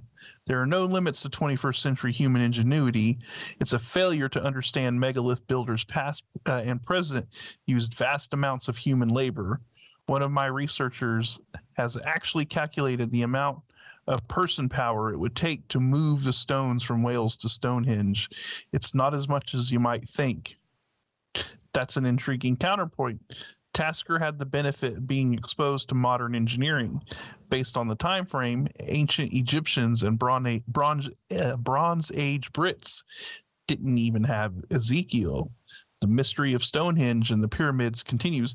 So it kind of goes back to the thing of well, we have these concepts now, but they didn't have them back then, and the assumption of that, right? So this professor is like, basically, it's the old chicken bone. They just had chicken bones back then. There's no way that they could think of concepts that were beyond their time, right? Which I think is ridiculous. I think ancient civilizations were able to create concepts and come up with ideas that were far beyond, even where we're at now. A lot of that knowledge just disappeared, or we've forgotten it somehow. It was lost to time, and I think a lot of this stuff is just, these are concepts that we're rediscovering. That's the thing. It's not like we've never done it before. We're simply rediscovering a lot of the concepts and a lot of the technologies that maybe we once had. It may have been in a different form or looked different, but we were able to achieve a lot of this stuff, right? Look right now. We're doing experiments with acoustic levitation. And, these were a lot of the concepts that we kind of talked about. What if they had acoustic levitation back then, or were able to tap into that kind of technology, right? We talk about the walls of Jericho. In fact, I was just watching Ancient Aliens before the show, and they were talking about the walls of Jericho, and was it some kind of a acoustic weapon of some kind that caused a resonant frequency and destroyed the walls?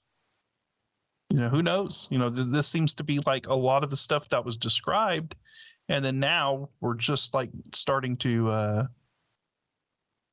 a lot of these things are being toyed with in science right now, as current quote unquote groundbreaking modern science. So it's interesting. No, you look at the kind of cycles as well. I've been kind of really doing a lot of background looking into what suspicious observers has been talking about with the 12,000 year cycle and a smaller 6,000 year harmonic. And you find that the magnetics change on the planet around these times. You've got polar wandering going on, for lack of a better term. And I wonder with our brains, with us being electromagnetic beings, I wonder if certain times, certain civilizations have had more processing power available via their mind. That's Could we be looking even at times, guys, where things like telekinesis and things like that could have came into play? Or a time where maybe the planet itself, the ley lines that we talk about so much, maybe we're missing a kind of beat here. Maybe one of these kind of 12,000 year cycles, however the planet settled, maybe at one point we had a planet that was highly, highly conductive and it was almost charged up. Maybe when you're moving things along these routes, these ley lines, maybe there are ways to manipulate matter in a way that to us today would look magical, because that same electrical grid isn't quite as fired up as it maybe once was in the past. It's a way out there. It's a bit woo-woo, but again, it's Freaky Friday. We like to expand the mind here. What do you think, Nacey, Scotty? Nothing. That's a resounding no. A resounding no to that one then. So let me move on. I'm just finishing taking a drink. No, you weren't. Sorry. No, you weren't. It's a resounding no. Now I feel bad. I had just gotten done babbling. No, don't explain yourself, guys. I feel really bad now. It's all right. I'm going to go and have a word with myself in the corner for my stupidity. Just before the show, my buddy Lonnie's in town again, and we were talking about this, the electromagnetic shifting of the planet. And I told him about a book I have in my bookshelf called Path of the Poles. I'm sorry, I don't remember the author's name, but we're looking at it. And in this book, it talks about how they drill core samples out of the ground, and they're like 100, 200, they go as deep as they can go. And when they find hard metals or rocks that maintain the electromagnetic shift, they can take all these core samples and look at the alignment of the iron or the metal in the layers, and they will align to the magnetic poles, whether it's in the north hemisphere or the south hemisphere. And because of this, they're able to take all of these core samples from around the world, and they all point to the pole. And from this, they can calculate how the electromagnetic pole shifts. And when that occurs, when the electromagnetic poles shift, if you look at the continental shelves and all of the heavy metals that are in the continental shelves, which can have displacement from electromagnetic push and pull, repelling and attracting, so it can literally shift, the continents. So it's incredible. It shows that it's happened in our path, and it is really ironic as Scotty's bringing up, the story about Stonehenge, that we were just talking about Ezekiel. What was it, 2 weeks ago, when Scotty was having you're having your computer challenges, and here we are revisiting Ezekiel and these whole cycles within the cycles. Like, how frequent does this electromagnetic pole shift occur? Is it on a regular cycle? 12,000 years. It's 12,000 years. You've got scientific papers now even coming out to back it up, dude. You can go back, Right. You can look at the 12,000 years ago was the Younger Dryas. You go back 24,000 years, you can line it up with other magnetic excursions. You go back 36,000 years and you see big volcanoes popping off, magnetic wandering going on. You guessed it, you go back to around 48,000 years.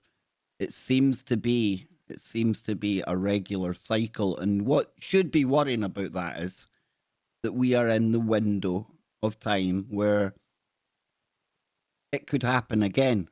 And think of all the times that we've come here onto the show to talk about the wandering of the magnetic poles, the pole flips, things like this. I would be keeping a very close eye on these cycles right now. That's all I would say. Ben Davidson, he's great at what he does. He's not perfect. Nobody is.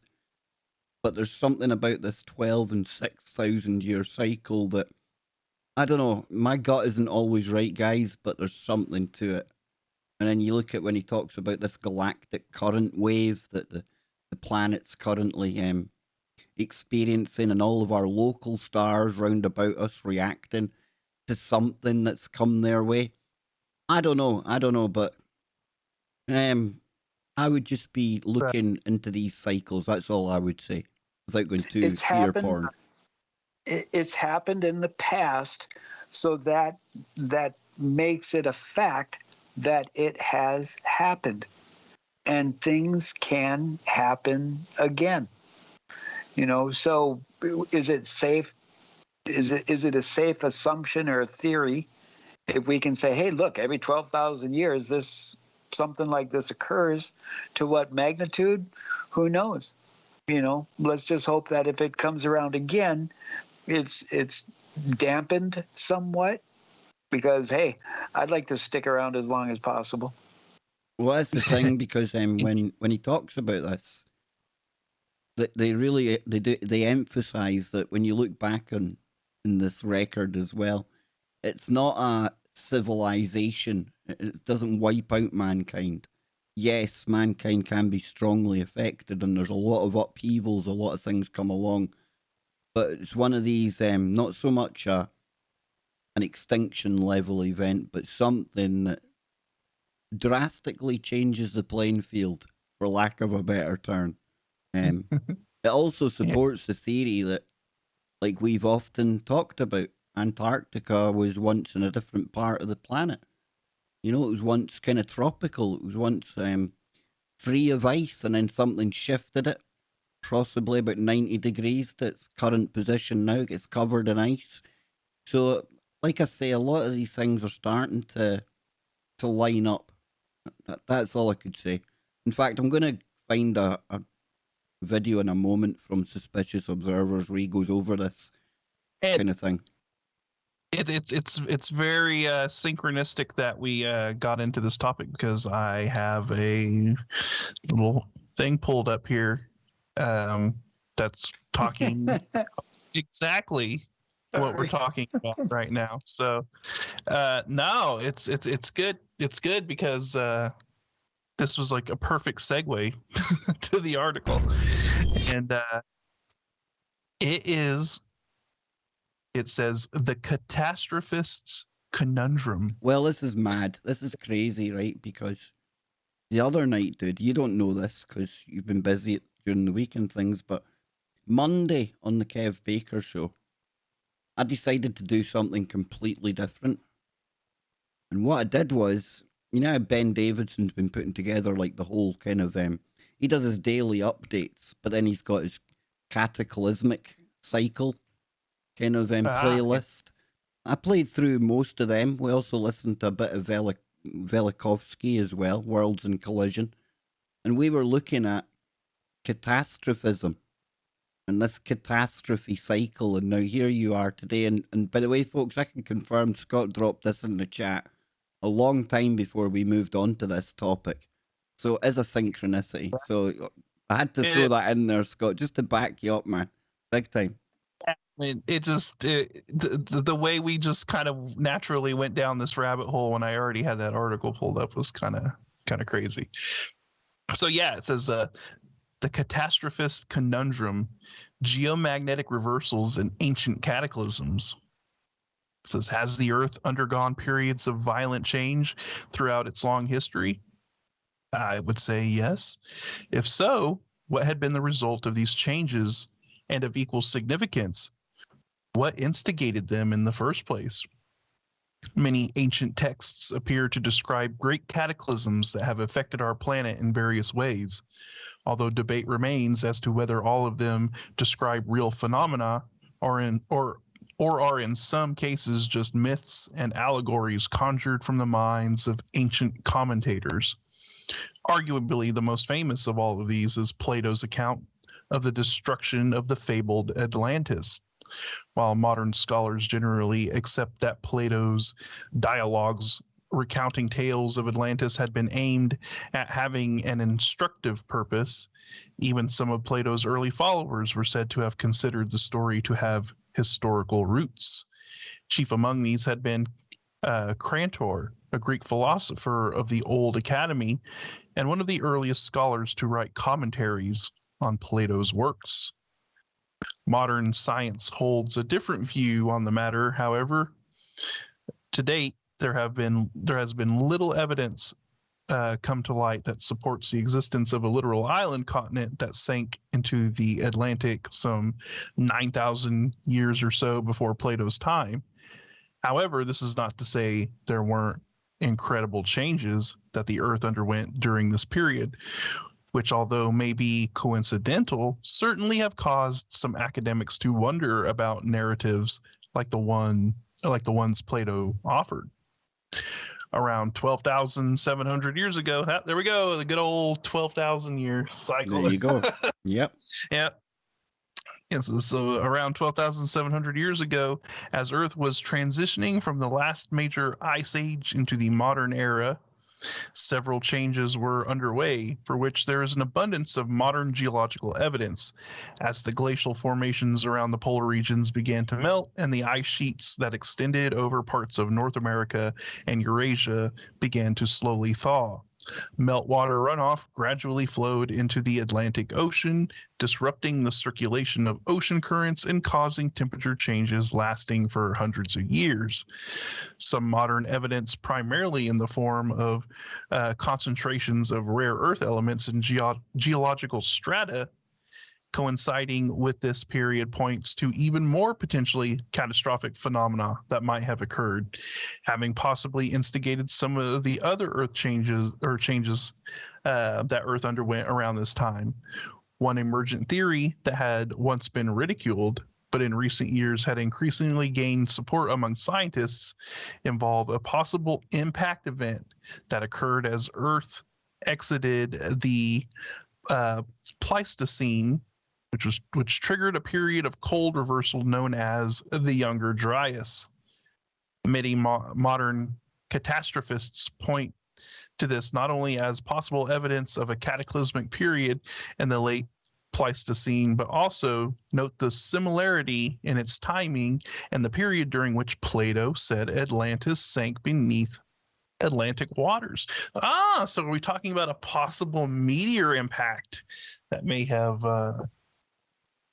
caused something to go down with Atlantis? Very interesting. It says, if nothing else, it might be possible that that legends that range from Atlantis to the idea of a great flood, prevalent in mythologies from all over the world, could have been born from what were once actual memories of such events in Earth's past. Well, yeah, I mean, obviously, because you have so many different cultures from all around the planet speaking of this one single event, right? A great flood event of some kind. So this obviously just wasn't something that people were making up in order to present some kind of a story, or you know, that this was something that was actually documented, you know, and the story was passed along. People had documented it. It says, over time, catastrophism has seen sympathy from a range of scholars. These include the Harvard-trained professor and one-time member of the Office of Strategic Services, Charles Hapgood, who went on to become a proponent of rapid pole shifts, as well as a champion of the idea that the famous Piri-Reis map detailed not merely the coastline of the Americas, but perhaps Antarctica too. Most of Hapgood's theories, while entertaining, have nonetheless failed to withstand scientific scrutiny over the ensuing decades. Nonetheless, others have appeared to champion the catastrophist cause. A 1978 paper by P. Warlow titled Geomagnetic Reversals? In the Journal of Physics, a Mathematical and General, Volume 11, Number 10, revealed a comparatively fresh take on the matter, at least when compared with earlier theories proposed by the likes of Hapgood. The enigma of geomagnetic reversals and their apparent link with other phenomena, Warlow wrote, such as faunal extinctions, is shown to be explicable by treating these reversals as a relative rather than an absolute effect. Rather than to suppose that mere magnetic reversals occur, Warlow posited that the idea that an actual shift of the Earth's rotation might periodically take place. Such an idea, he believed, is sufficient to account for the behavior of the field in detail during a reversal and for explaining the links with the various other phenomena. Warlow cited information not only from modern geological and related investigations, but also from astronomy and from ancient sources. Among the sources he examined had been peculiar accounts from ancient Egypt that appear to describe the sun rising in the west rather than the east, a mystery which has been revisited more recently by author Scott Creighton in books like The Great Pyramid Void Enigma. Of course, geomagnetic reversals certainly have occurred in the past and are widely recognized phenomena, although ideas about the range of effects they may cause remain varied. Geologists have long understood that changes in Earth's magnetic field resulting in the reversal of positions of magnetic north and south occur periodically throughout time, leading to alternating periods known as crons. Where these polarity reversals occur. As far as what leads to these changes, there are no definite patterns. While geomagnetic reversals appear to occur randomly, a total of 183 have occurred within the last 83 million years, meaning that on average, such reversals occur once every 450,000 years or so. Interesting. I'll get to that number here in a second if I'm thinking of something correct. Some geomagnetic shifts appear to be far less widespread, with which geologists call excursions. One interpretation is that these excursions could be the result of incomplete or failed geomagnetic shifts. Another possibility is that these shifts are instigated by cataclysmic events, and at least some data appears to correlate geomagnetic phenomena with periods like the Younger Dryas. So, will there be another geomagnetic reversal? Find out on the other side when we come back. Freaky Friday. Indeed. Good stuff, Scotty boy. Yes, indeed. And I've got that clip queued up for when we get done this article. But a lot of people enjoying what you're putting forward here, Scotty, from this article, man. Yeah, I like it. Good stuff. Definitely, like I said, very synchronistic that we went down that little rabbit hole, and certainly wasn't planned, because nothing is planned on Freaky Friday. Nothing.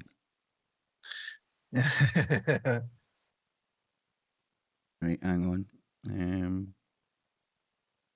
Shove on some tunes just now. Give us a couple of minutes to get reset, get refocused, get back in the groove. Don't worry, I won't hurt you. I don't know what that is, but it's not good.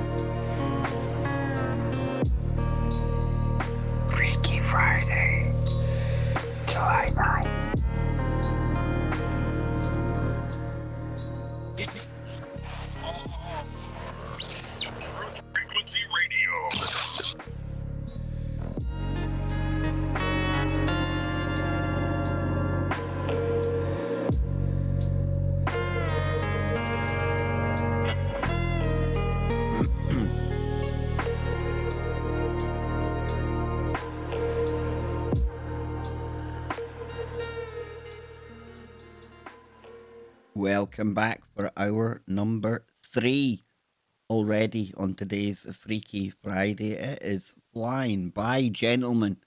And of course, after this hour, we hand it off to our good friend, Brent Thomas. And a lot of talk of people going over the cycles in the chat room. Yes, Scotty Lopez, and I just find it quite... Well, I got a little smile on my face, the fact that unprompted, unscripted, we ended up here. And it's where I started off the Kev Baker Show week on Monday, talking about these cataclysmic cycles. You know, quite interesting when you think to somewhere like Göbekli Tepe, arguably around 12,000 years ago. And whoever built that for whatever reason knew that they had to cover it deliberately. They had to bury all of that amazing work, the temples that they'd done there. And that would tie in with one of these cycles, right, Scott? 12,000 years ago? Hey, just saying, dude, just saying. But you've got to finish this story off, and then we'll get into more of this cycle with Suspicious Observer, and then we'll let Nacey drop the hammer on it. How's that sound? Yeah. Sounds good. So, we'll just finish off here, and it says, will there be another geomagnetic reversal anytime soon? Since the last one occurred around 780,000 years ago, some have noted that we appear to be overdue for the next one, which could occur at almost any time, given our limited understanding of the mechanisms that might facilitate such changes. Yeah, because really, it happened so long ago that you don't even really have a written record or any sort of idea of actually what occurs when it happens, so we have no frame of reference to actually understand what would happen if it actually happened. So it says, however, one thing remains clear is that they do occur, and gaining a more complete understanding of why and how could be beneficial both in terms of understanding past changes our planet has undergone, as well as those which may await us in the future. So yeah, it's pretty crazy. Yeah, let's not miss a beat then. Let's go straight from that to the 6,000/12,000 year cycle. Take a listen to this, folks. This just came out yesterday, I believe. Good evening, folks. The latest bombshell from the journals truly deserves its own little episode. This was the delivery of a name to the 6,000-year solar cycle, now called the Heinrich Bond cycle. So it's got its own name. It's the Heinrich Bond cycle. Here we go. The correlation between the sun's 6,000-year cycle and the Heinrich events on Earth was one of our most important hypotheses, and that the ice sheets were worked by the larger scale shaking and stirring of the sun every 6,000 years for a mega flare, which we know punctuates the 6,000-year cycle. So this mega flare, and this is what's really kind of piquing my attention, because you hear people in the channeling community talking about the flash, a flash. Good friend Frank Castle had him on the show as well. Seen one of his recent streams was titled about the flash, a flash. And of course, Suspicious Observers has been talking about stars that are local to us, that have been going through some kind of mini nova, supernova, something affecting their star, their local star, to the point where it's like giving off extra energy, and it makes you wonder, is our star next? It does make you wonder. So we'll carry on. I'll not interrupt anymore, sorry. Along with a slightly smaller one on the 3,000-year half cycle. And this is the forcing evidenced in rapid ice sheet effects known as the Heinrich events, the most important millennial-scale climate events. It's a critical step in the recognition of the connection between these major rare phenomena on Earth and the Sun, and one we had hypothesized as being the answer to those events. Given that it would be the only thing that could explain all of the evidence, the fact that the cycles matched, and we just needed to connect the dots. This is an excellent moment to go back to that hypothesis in the first episode of the 2021 Disaster Cycle series. After nearly 100 episodes in the 2019 and 2020 series, we had to regroup, and while evidence pretty much was speaking for itself, now the journals do too. Let's go back one more time and Let's hear what is becoming a compelling theory, no longer just a hypothesis. 12,000 years ago, it was the Younger Dryas cold event, immediately following the Gothenburg magnetic excursion. 18,000 years ago, it was the half-cycle Helena-Pali minor excursion event and coinciding Heinrich event. 24,000 years ago was the Lake Mungo magnetic excursion, matching another Heinrich event. And the next half-cycle is not named, but it was clearly bad, likely due to volcanic activity. Now, about 36,000 years ago, there is no recognized Heinrich event, but there are papers suggesting it should be included, and you can probably see why, especially in the black and above in the pink, and another we'll see in a minute. And yes, it's not all of the curves, but then again, look around. No Heinrich events show up in all of them, or even most of them. H4, somewhat awkward. It really only shows up in the black line, and it's not much worse than the previous down spikes, one of which would certainly hit the next half cycle before the Lechamp excursion, the most well-known magnetic excursion of all, around 45, 46, maybe as late as 48,000 years ago, leading directly into H5. So there absolutely is a less cluttered way to look at these major events during magnetic excursions and their half cycles, which again match the two scariest cycle levels of the sun. A, B, C, and D are now on there, and those are the magnetic excursions. The blue line on here is the other one I promised, and you'd see that matches the Mono Lake excursion event that we were angling for a moment ago. Now, when we add A1, B1, and so on for the half-cycle events, this is really starting to match up. And one can try to take this cycle back all the way to the Blake excursion and past, but it gets very difficult. It is helpful to look only back to the Toba event 72,000 years ago because the approximately 12,000 year excursion cycle has held up pretty well since then. We recently shared this chart on suspiciousobservers.org, and knowing that these magnetic excursions come with major cold events, if not officially recognized Heinrich events immediately. Well, let me pause this because Nacey on here, it's got a graph, it's got a kind of chart, and it's got 12,000 years ago. The magnetic event was called the Gothenburg event, and there was the Eiffel complex, a German volcano that was going off. 25,000 years ago, the magnetic event was Lake Mungo. 36,000 years ago, Mono Lake. And then you've got Italian volcanoes going off, one in Russia, and a megafaunal extinction took place in North America around that time. 47,000 years, Lechamp. You've got Russian and Japanese volcanoes going off, and then it says a megafaunal extinction, global, and then the Neanderthal extinction came around that time as well. 60,000 years, the Vostok magnetic event. 72,000 years, Toba. You got the Toba volcano going off, and it says the largest human bottleneck. So I think you can see there's a bit of a pattern there, a 12,000 year pattern. But I'm going to play the rest of this. There's only 2 minutes or so left, don't worry, and then we'll get Nacey to chip in on this. Thereafter. Here are the major volcanic eruptions that match up with those time periods within the error ranges, and the biosphere stresses on the right. All but the Vostok Greenland event have clear candidates, and they include megafaunal extinctions. The Toba event was the last time humans actually came close to not making it in one of these, but the Lake Mungo event, the only major human effect, was the abandonment of settlement regions in the West African region that had been definitively used for 40,000 years, back to 65,000 years ago, since the resettlement after Toba. Of course, not only is it a magnetic excursion, climate event, volcanic disasters, and biosphere stress, and it's not just that the cycle is due again now and we happen to see the magnetic field of Earth changing in the exact way expected, accelerating every few years, but it's also the isotopes in the bones and surge deposits, and in the microtectites, and the stories of the black sun and the insistence of a solar instigation of the disaster. I say no fear, because fear is a thief of time and focus, and you'll need both to live your life and actively remain informed and prepared for the future. Same principle as insurance. Don't be a denier of this pattern or its imminent return, and don't think every little thing is the end. That'll get old pretty quick.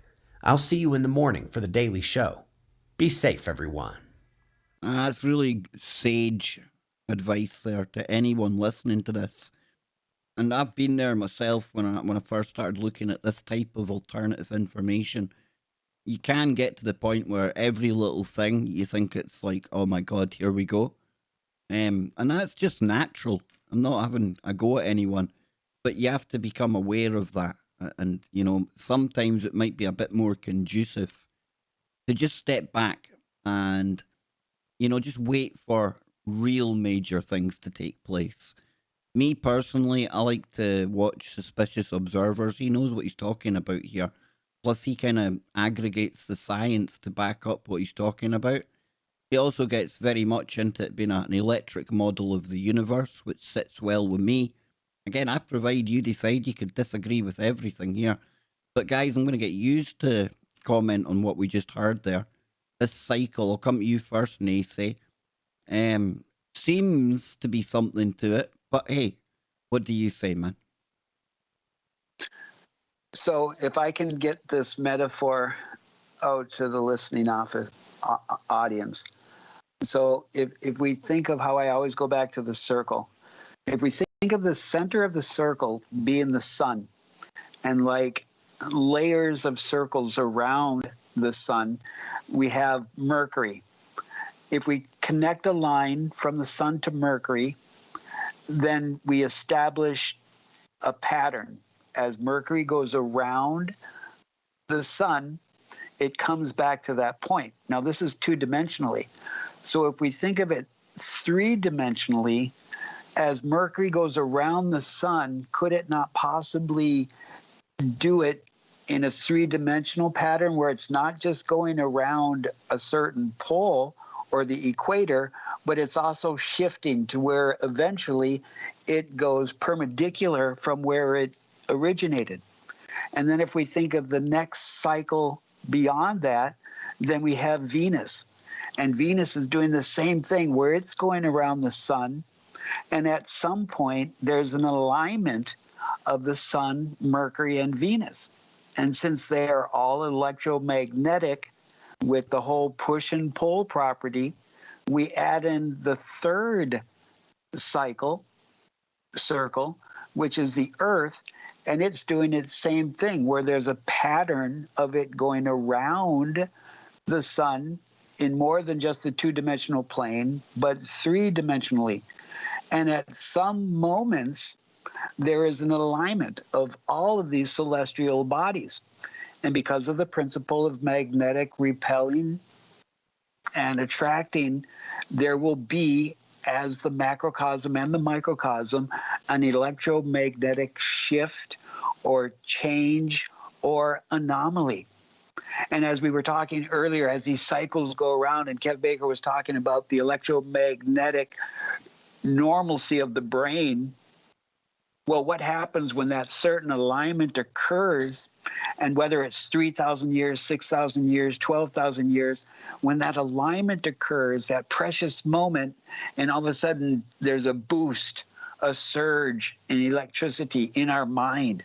And all of a sudden we open up all of those little micro portals in our brain to where we're remembering a collective conscious, a memory from time of the beginning, or all of a sudden we're opening that dormant ability of telepathic powers or mental telepathy, or on the greater scan, all of these alignments occurs where it causes the electromagnetic plates of the continents to shift to such a cataclysmic event. There's a major causation. So change is inevitable.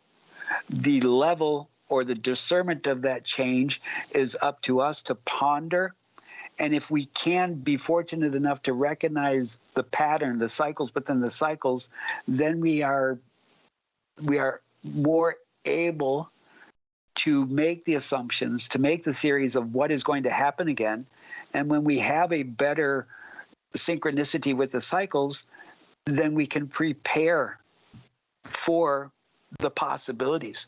And that's what makes it so exciting to be alive in these precious moments, because, you know, we don't know what's coming around the bend. We don't know what's in the dark. We don't know what's in the mist. but isn't it exciting? Doesn't it just kind of get you, into that, like, let's go? But then if you get caught into that fear, that negativity about like, oh my gosh, oh my gosh, oh my gosh. We have a story about the rabbit, Waboos.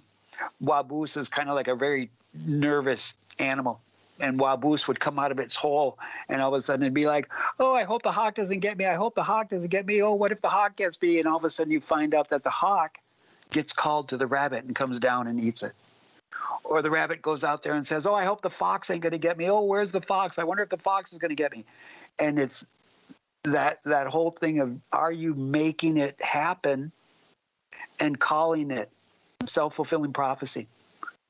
And then when you get caught up into that darkness, get caught up into that fear, any precious moments that you take away from your existence in the negativity is absolutely taking away precious moments of being in the positivity.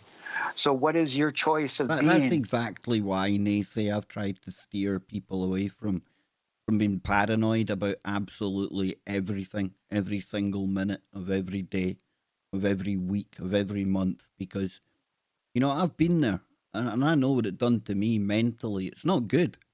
It takes its toll when you're just looking at everything from such a negative standpoint. And that's why in recent times, and Scott will get you to come in here, but I've had to flip it round. I've had to try and make things a bit more positive for my own good, first and foremost, Scott. And then to be truer to the audience as well. I mean, when I'm alone and I'm not on air, I'm not Kev Baker's show, I don't see a lot of the problems that people get very paranoid about. I don't see it in the real world. So that's why I don't take it onto the channel here, and I tend to focus on, it's not that I'm ignoring the real issues, and there are big, real important ones out there, but I just wonder whether it's more productive of our viewers' time to concentrate on the positive or the negative. And I keep on landing on it's got to be more important to stay positive. Because if we do help to manifest our reality, who wins if we're always looking at being paranoid? Who wins if we're always looking for that conspiracy everywhere? Well, it's the same people we say are behind all of the conspiracies, right? Because if they've got us basically contributing to building this intention-based reality that we're in, we're building that fear-based reality by being in that mindset, right? Exactly, right? I mean, you're contributing to that vibe. You're contributing to putting that energy out there. So if you're going to be negative, then all you're doing is adding to the negativity that's already there that caused you to be negative in the first place, right? You're just feeding back into the loop, feeding back into the cycle or whatever. But I mean, that's but this information though about these cycles, right? It's quite astounding when you see it all written down and explained like that. I mean, those graphs and charts just speak for themselves. I mean, it's very obvious to see that those correlate with those, or the excursions, because they're not total pole flips, right? That's but they're right, times.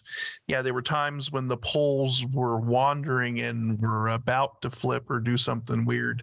And I mean, that's where we're in right now, right? I mean, the magnetic North Pole is drifting over Siberia at a pretty good clip. Was it like 3 kilometers a day or something like that? But so I mean, we're obviously in one of these excursion events, I think, and that's why over the past, I would say 20 years or so, and because all of this doesn't happen in one day, but this is going to occur over 100, 200 year periods. I mean, these events could last for quite a while, and but you're going to see like an acceleration and earth change events, more volcanoes going off, more earthquakes. Remember, what I always remember, like growing up, I remember like tsunamis being known as something that's super rare, like a very rare event. right? Like growing up as a kid in like the 80s or the 90s or something like that. Like tsunamis were always something that was like, oh, that was something big that happened like in the 60s or every like 100 years or so. But then if you think about it, since the year 2000, we had two very major tsunami events, like with the Bandaichi, and then we had the Japan one, right? That was two like mega ones I can think of. Yeah, and that happened within a 15-year period of each other. I'm the same as you, Scott. I mean, when I was growing up as well, not much difference between our ages. And I'd heard of a tsunami, but it was like I always thought, now that I think back to it, I must have been thinking it was just purely a kind of like scientific theory type thing that we could have one of these mega waves back at the time. And then, like you say, we started to get them. And then there was a period where anytime the earth shook, people were on tsunami watch. But do you think that's going to happen again? Then do you think that it's going to be part of the planetary changes that go on?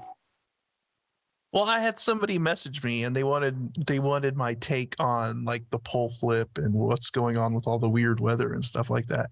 And I think that, that is definitely part of what's going on. I think because we're in this weird period where the poles are wandering and doing this weird stuff, that you're going to see all kinds of things going on with volcanoes and earthquakes. You're just going to see a lot of like natural disaster kind of stuff really start to accelerate, probably. I don't know. It depends on how long, this happens, these polar excursions or whatever, but it'll be interesting to see, and I think that's why like we're seeing a lot of weird stuff with like heat waves going on in the Pacific Northwest. It usually doesn't get that hot up there, so if the northern pole magnetically is going to shift, then we can bet your bottom dollar that the southern pole is going to shift with it, because there is that denotation of the pole. It's more or less like a straight line running right through it all.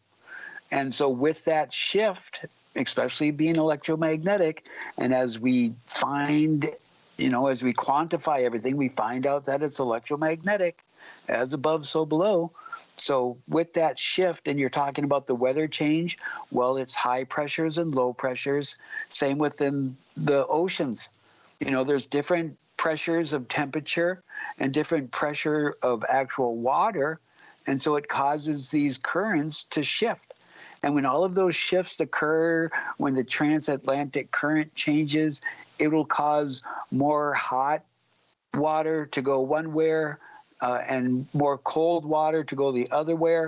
If the hot water gets too close to the poles, then the ice shelves start melting. So there's almost kind of this somewhat asymmetric balance that's occurring as these poles shift, because as one side of Antarctica starts melting, then the other side of the Arctic starts freezing. So there's this kind of beautiful balance of dance that's occurring, but to what extent? How do we... You've got to keep in mind as well, if it's anything like the sun, it flips. It changes its polarity a lot more frequently than Earth. And what happens there is, for a period, you get multiple norths and multiple south poles. Now, I don't know if that's the same effect that'll happen down here on the planet. Not sure. But it all kind of leads to big changes for us down here on the surface, right? And we need to be prepared, at least slightly, like getting prepared for something, I would imagine, Scott. It's also interesting because a strong magnetic field on a planet is very important to that planet having an atmosphere in the first place. right? Because if it doesn't have a magnetic field, then the solar radiation and the solar winds just strip the Yeah, you atmosphere. end up looking like Mars. Yeah, exactly. And so just that in itself should let people know how important the magnetic field is just to our atmosphere in general, and the fact that we even have weather or anything like that. Hold So that thought, dude. Hold that thought. We have got one segment to go, and that means Nacey is going to drop the missing time hammer. Oh, yes. Join us after the break. And of course, Brent Thomas, Don Longbeard, they're warming up. They'll be with you very shortly, too. Don't go anywhere. There we go. There we go. So a big shout to Bet, Bernays, Guy, ZX, D-Light, Sam, Marty, Blitzkrieg. Oh my God, I love his accent. They must be talking about you guys. We've got Turkey Buzzards, Eat the Dead. Oh, I don't know. Where are we getting into there? Bet. The deer and the bones go back to the earth. No cost to the community. Yes, indeed. A lot of people talking about the... I don't know if he's still in the chat, but shout out to Dr. Respect. Yes. Not to be confused with Disrespect. But shout out to Dr. Respect. And hey, Dr. Respect, I saw you in Z-Laner stream. I saw you in there. Z-Laner, that dude is one of the most killer. I have to say though, Dr. Respect is like hit on one of my pet hates. It's like all distractions. Anything's a distraction if you let it become so. Anything can distract you if you let it become a distraction. So one man's distraction is another. It's like irrelevant to somebody else. So it didn't distract him. You, the person at the center of all of this, you're the one. Not you, just you, Dr. Respect. But anyone who allows anything to become a distraction, that's on you. It's not on the topic. It's on you. You've got to be able to keep your eye on everything, Scotty, Nacey, right? And keep those plates spinning like the magician. It's only weird. It's only a distraction. It's only a distraction if you allow it to be a distraction. Yep. Right?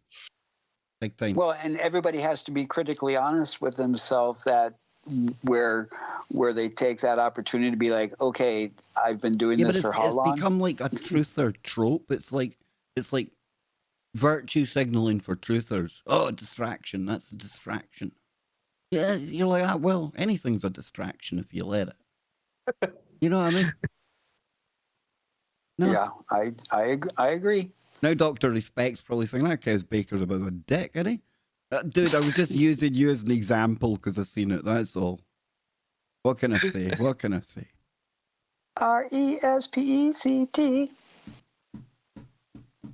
Did I spell that correct? Yeah, I did. Yeah, yes.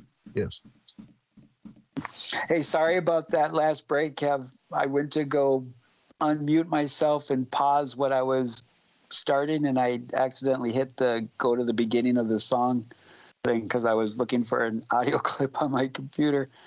And so... So Dr. Respect's come back. No, you took out of context. I was on about you and that everything was a distraction, so you never know. You never know you. Yeah, exactly. Anything, everything is a distraction if you let it.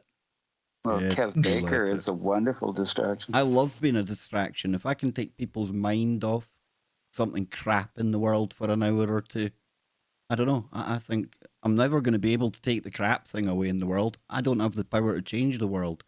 But if I can take you and maybe shift your perspective a little, cheer you up, make you smile, make you laugh, even if it's laughing at me, I'm happy with that.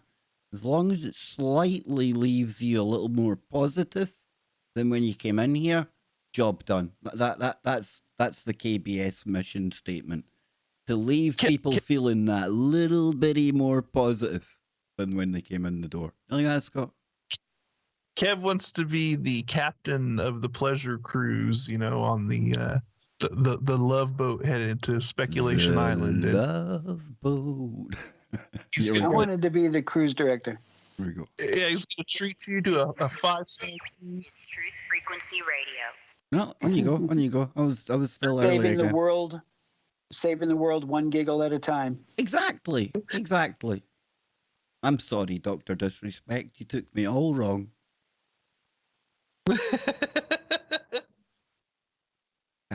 See, note to self: keep thoughts to oneself. There we go. There we go. Yes, indeed. It is your final segment with your Woo Crew on your number one network, Truth Frequency Radio, TFRlive.com. Yes, I was just offending the audience during the break with my usual cynicism, my usual negativity, Scotty Lopez. Yes, indeed. I was sharing that my belief is anything is a distraction if you, the person involved in looking at something, lets it become a distraction. But we're not going to let me totally derail everyone and annoy everyone before the end of the show. So I'm going to shut up, probably going to put my camera off, drink my coffee, and I'm going to let Nacey entertain us, infotain us, and blow our bloody minds with 6 to 8 hours of missing time, dude. Come on, man. I've been waiting for the full show to get into this. I literally have been waiting the full show to find out about some lost time. Nacey, over to you, man. Okay, to preference it with, there was what was considered drugs involved. There was sleep deprived involved. It also was supposed to be a 29-hour drive from San Diego into North Dakota. Ended up being a lot longer than that. And this is how the story starts. I get out of the military in 1988 after doing 2 years, 8 months, and 23 days in the military, but who's counting? And so I get an early out, and I have a month of leave. So I'm driving up to Minnesota. A boatsman mate, as I stated earlier in the show, he was also getting out at the same time and asked if he could catch a ride with me. So we take off, and we're driving. Now, mind you, this is the last week of being in the military. And when you come down to your last week in the military, your fellow soldiers, vets, they want to party like rock stars. And we partied like rock stars, and I did not get a lot of sleep that week. And so we take off on this cross-country road trip, and we pull into Vegas, and I pull into a gas station, and I get one of these. I pull out my big monster coffee mug, you know, like one of those big, like 24 ounces coffee mugs. And we go in there, and I go to get this filled, and he pulls out this little itty-bitty tiny little baggie, and he said, "Hey, this will keep us awake." And I'm like, okay, maybe I'll take a bump. So we're on our road trip. We go through Colorado, have that experience. We're going across country, and then we get to South Dakota. And South Dakota, right away, you think a little bit of the woo, Native American land and whatnot, Paleo-American. And we're on our last leg of the trip, where it's just at dusk occurring. And so then we're pulling into a gas station, one of those gas station / cafes. And he was driving, and he's like, "Hey, I can't make this last leg. Can you drive it?" And I'm like, "Sure. I'm up. I'll go in. I'll go get a refill on my coffee, go grab it, come back, put it in the car, fill it with gas." Like I said, it's dusk, and we're supposed to be arriving around dawn in this guy's hometown in North Dakota. So I take off driving. He's next to me in the passenger seat. He falls asleep immediately because he was driving the last leg of the road, and he was tired and crashed right away. So I'm driving. It's getting darker and darker. All of a sudden, I feel like, or I think, that there's some kind of voice in my head talking to me. And I start thinking, is this the towers, the strange, huge towers that are kind of all over in South Dakota? You know, and this voice in my head is telling me that it's watching me. And I start kind of freaking out, and I pull off the main highway. And I pull off the main highway, and I'm going down this road, and then all of a sudden, in the rear view mirror, I see this bright, glowing orange orb. And then in my head, I can't remember if I'm hearing it through my ears or hearing it in my head or like a feeling, but there was like this ominous voice telling me, we've been watching you from the beginning and we are controlling you and we will do what we want with you. As I'm driving down the road, next thing you know, I'm seeing deer running from the center of the road up to the shoulder of the road and into the forest. And just as the deer were hitting the forest lines, they would turn into humans. And I'm driving this. I'm driving. Wait. You've got deer that are like shape shifting. Yes, Whoa, absolutely. man. Oh, now we're getting into some, what do you call it? On you go, Nacey. I'm going to find the word. Right. I'm driving in the car, seeing this happen when these shapeshifters get to the tree line, they turn into deer, and then it's like they're kind of peeking from the trees looking out. Then all of a sudden the whole forest burns like somebody just, like napalm, and it just on the shoulders just turns in the fire, and I hear this wailing and screaming, and this voice in my head is laughing and talking about, we've wiped you out before, we can do it at any time. At the same time, I'm feeling like this orb is behind me. And so all of a sudden I decide to drive faster to get away from this thing. And I don't recall how fast I'm driving, but I remember as I'm driving faster, I'm reaching over and punching my buddy in the arm and yelling at him to wake up. I remember that. And I'm driving, and this presence is laughing at me. And I remember I go over the crest of a hill. And as soon as I get over the crest of the hill, I slam on my brakes and slide to the shoulder of the road, because I'm like, it's not going to see me. It's going to go right past. And that's exactly what this orb did. It all of a sudden shoots right past me, and it goes down the incline. And then when it gets to the bottom of the incline, it yells like in anger, no, and it shoots straight up to the sky. So here I am, kind of over the crest of a hill on the shoulder of the road, and I'm sitting there, and I remember I'm like freaked out and I'm breathing heavy and stuff. Next thing I know, somebody's rapping on my window, and it's the mailman. And it's Don. And he like snaps me out of it. Like it startles me, and I jump. And I roll down the window, and he's like, "You okay?" And I'm just like, I'm like, yeah, I just was really tired. We were driving all night. I pulled over to get some sleep. And he's like, "You sure?" And I'm like, "Yeah, thank you." And then and it's the mailman. And because, the mailman out in the country, they have like the European style vehicles where the driver, the driver is on the passenger side. We have got Postman Pat over here. Postman Pat and his black and white cat. So there you go. That's the official look for a male person, because we don't have male men anymore. That would offend people in wokely inhabited Scotland. So it's male persons. And I remember when he took off, after he started taking off, all of a sudden, like in my head, it registered, he's driving in the passenger seat. So that like freaked me out even more. I'm like, what? And then I was like, oh yeah, the mailman. And then he pulls ahead, and he pulls over to the side of the road, and he reaches out, and he's putting mail into this box. I start the car, and I take off. And my dad taught me, if you ever get lost out in the rural area, just look for the maintenance of the road.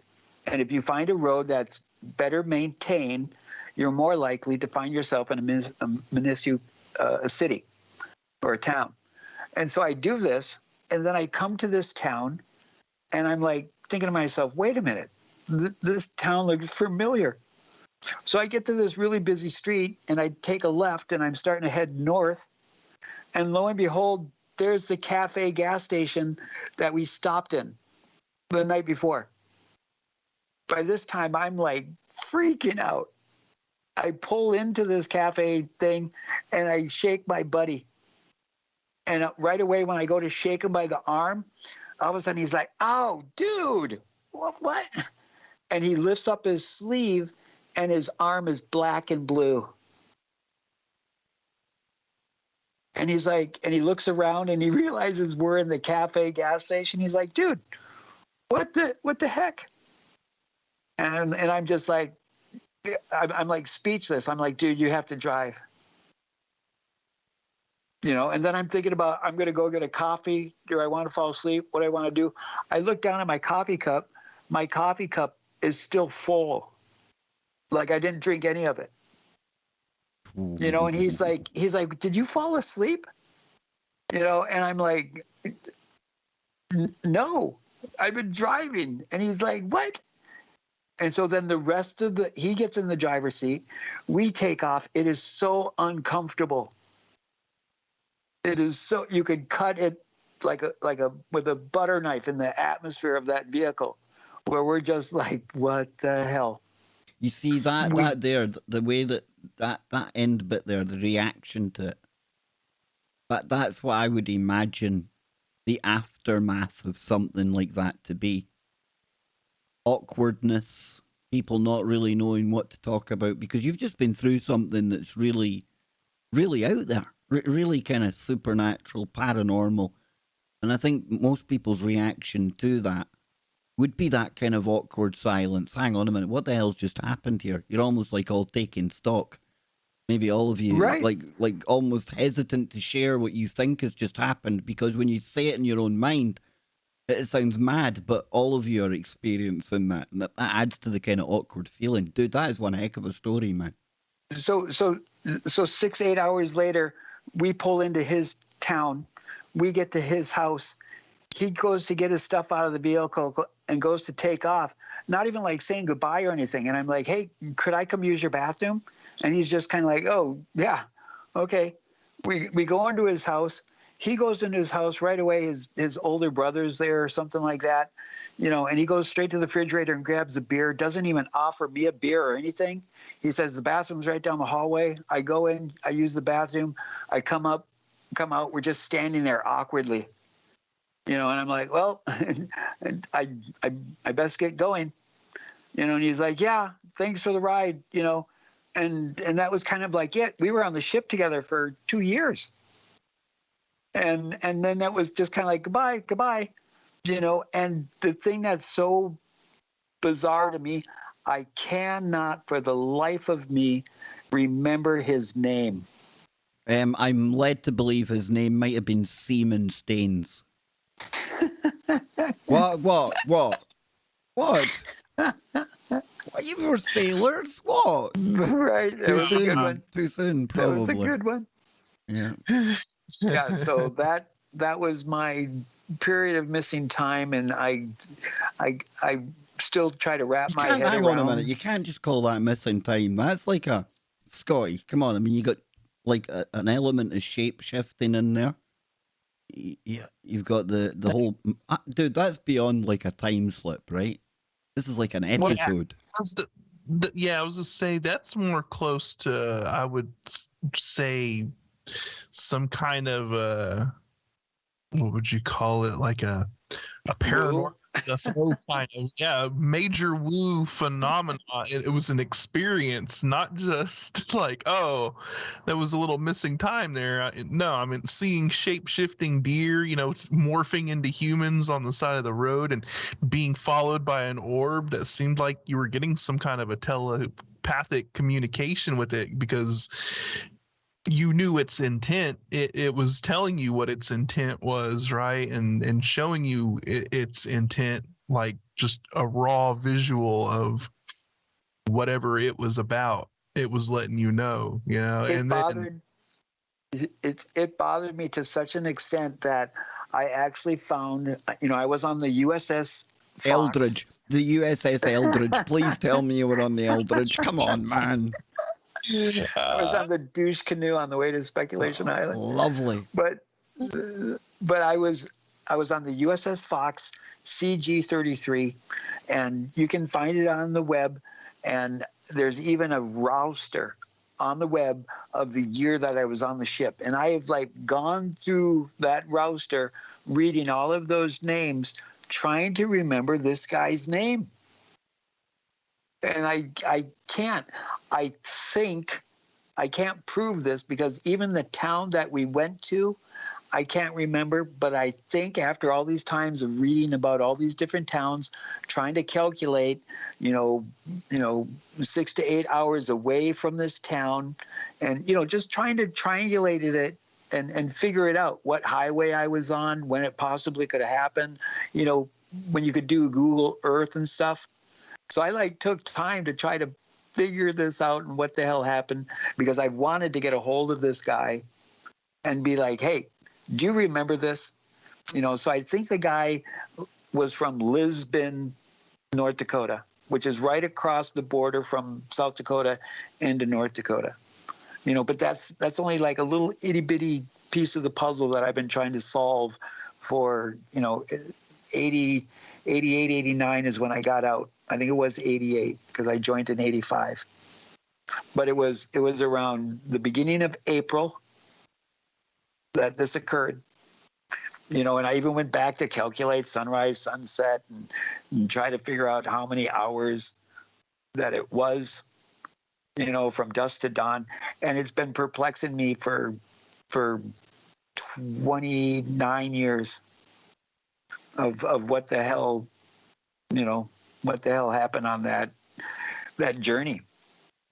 That is, Scotty, that's like, we were talking about The Mist earlier on, the kind of Stephen King book that's been adapted into multiple kind of versions on TV shows. Netflix, it's got a good one, quite a recent one. But it sounds like Nacey was almost like, that sounds like almost what a character in a Stephen King novel would go through.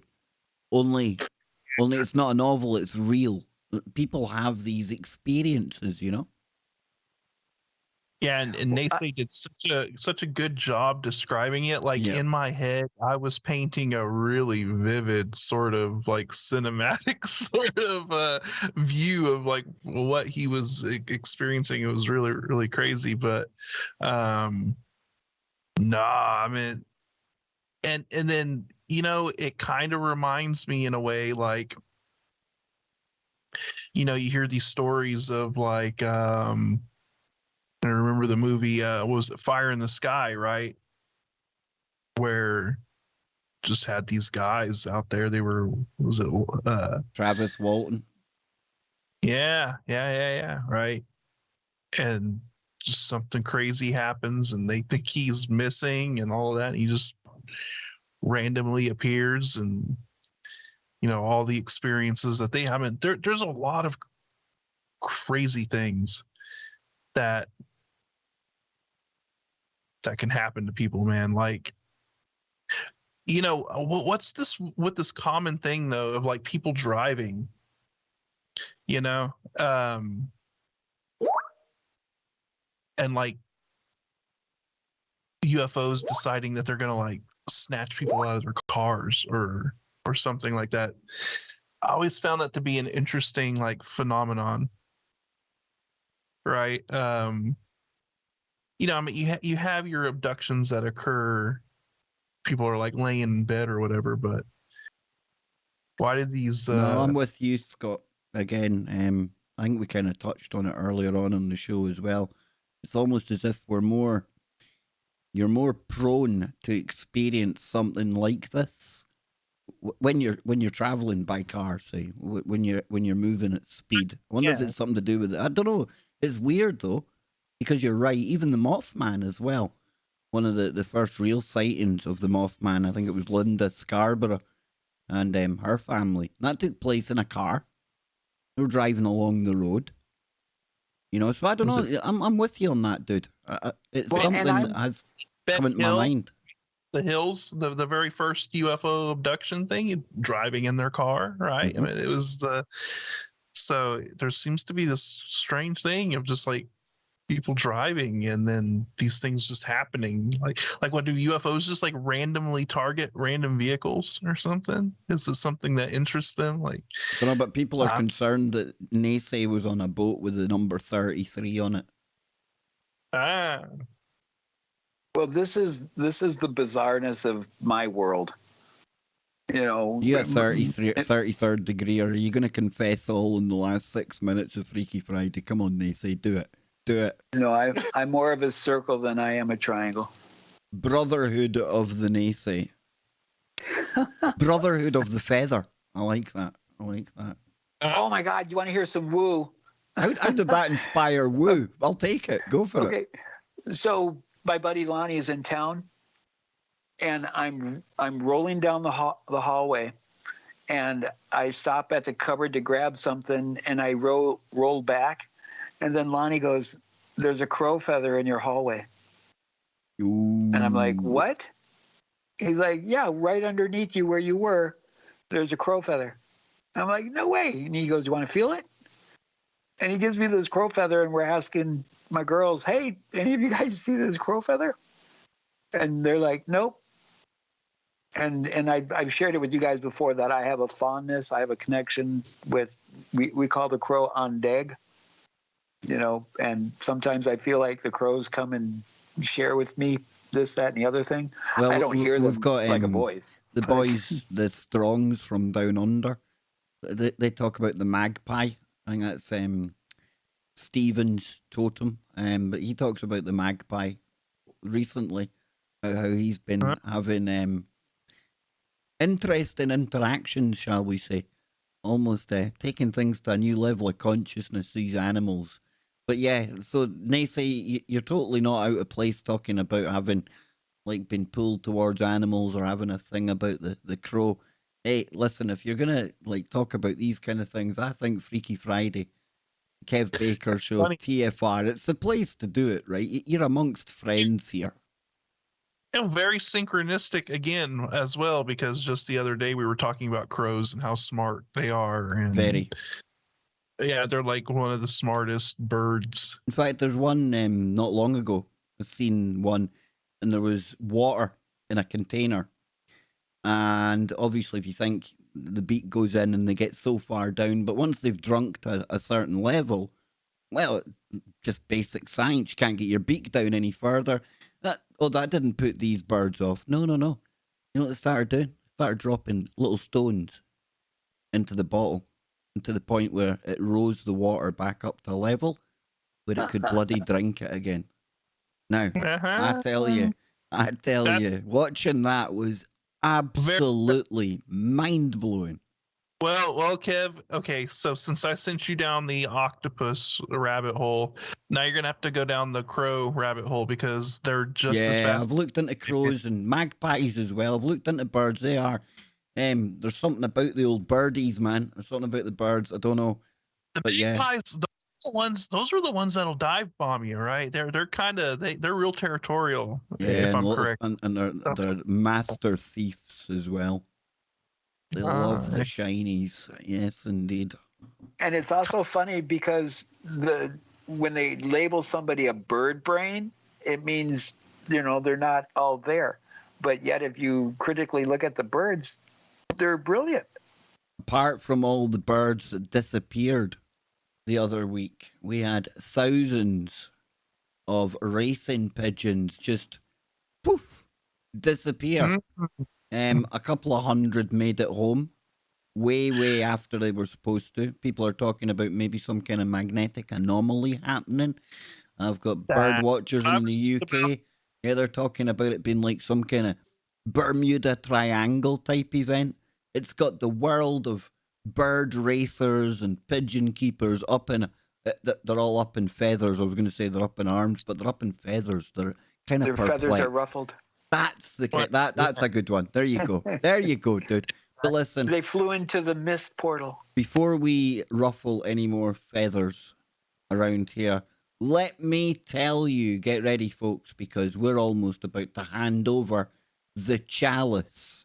Yes, the chalice of woo gets passed on to the paranormal portal, because Brent is over there with Don Longbeard right now.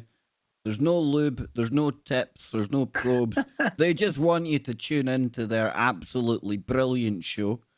And that is, of course, the Paranormal Portal, which you can catch on the home of Freaky Friday and the Paranormal Portal, Truth Frequency Radio. And Brent also does his show every night on the Paranormal Portal YouTube channel. So I hope you can check that out. Let me shamelessly plug Monday on Kev Baker's show. It's birthday week, so I'm having a guilty pleasures week. We're going to have Nano on Monday. We're going to have Dr. McCairn on Tuesday. We're going to have L.A. Marzulli on Wednesday, and Scotty Lopez to add the cherry to the top of the birthday cake on Thursday. So that's a bit of a lineup next week, dude. Huh? Following up Marzulli, that's a Nobody can follow up Marzulli, but you can be the best Scotty Lopez that we all love, brother. We love you to bits. We love Nacey, and we love all of you out there. So wherever you are, make it TFR and then touch that dial. There we go. Come back next week.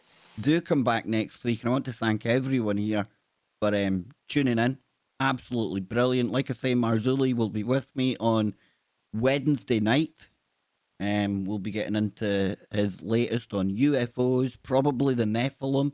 And then when we come back here next Friday, do I do it? Friday the 16th, yes, Freaky Friday. It's a birthday Freaky Friday. So next Friday is going to be the birthday show. So yes, we'll have to find some birthday woo. Okay. All right. Yeah, next Friday. That's the day. All right. Yeah. Nice. Friday's the birthday? Yes. Birth recognition day? Yes, as another completed lap around our local star. It's been an interesting one, I must admit. But I want to thank everyone here. I don't want to keep you too long. There's so much you could be doing right now. We've got the Paranormal Portal on. It's just about to be starting. We've also got my good friend, Dr. McCairn. He's about to go live very soon as well. Big shout out. Thank you to the doc as well. A little dono today. And for any of you out there who like to keep up with the players and the movers and shakers that have destroyed our truth community, go and check out Brendan O'Connell right now, because he's got on somebody that I'm hoping to get onto the Kev Baker show, and that is Patrick Berge. Patrick Berge's the man that exposes all of the interactive internet activities that go on, and he names and shames all of the popular characters in alternative media and calls them out for what they are. But on that note, Scotty, have you had fun today? Oh, I had an absolute blast, a fantastic time. So, yeah, and hopefully by next week, you will get to see my big bulbous head in a full 1080p resolution. We love bulbous heads around here, don't we, Nacey? You can't beat a bulbous head. I want to say that one more time. Bulbous head. Yes, indeed. Do you think semen stains has a bulbous head? What? Hey, What? Have a taste of my ball. I knew that was going to come. I knew that. Listen, I can beat that any day of the week. You ready? Hasta la vista, baby. There you go. There you go. You like that. Come on, man. You like that. Nice. Yes, indeed. Listen, Boobies listen. are things that give you milk. Boobies are things that kill you. There you go. Who knew? You ready, folks? I'm going to leave you on this. The great booby conspiracy. Boobies aren't things that give you milk. Boobies are things that kill you. There you go. Who knew? Only Alex knew. Yep, trust Alex. We're out of here, folks. Oh. Now, Patrick Belmar donated $10 through Super Chat. Happy birthday, Kev. oh, dude. Thank you very, very much. And featuring Nacey on Wah Wah Pedal, Scotty on vocals, and me just making an ass of myself.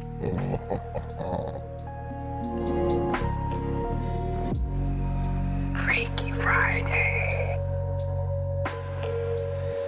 Hello, Crow. Come on, man. Excuse me, it's ma'am. Are you serious? How dare you?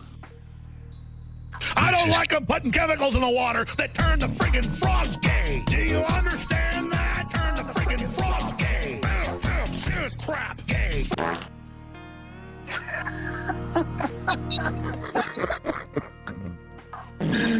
Oh. Ribbit. Hi-ho, Kermit the Frog here. Trump charging into a goblin's nest, kissing goblins, goblin vomit, catch him in bed with a goblin. Listen, I'm going to be honest with you. I'm kind of retarded.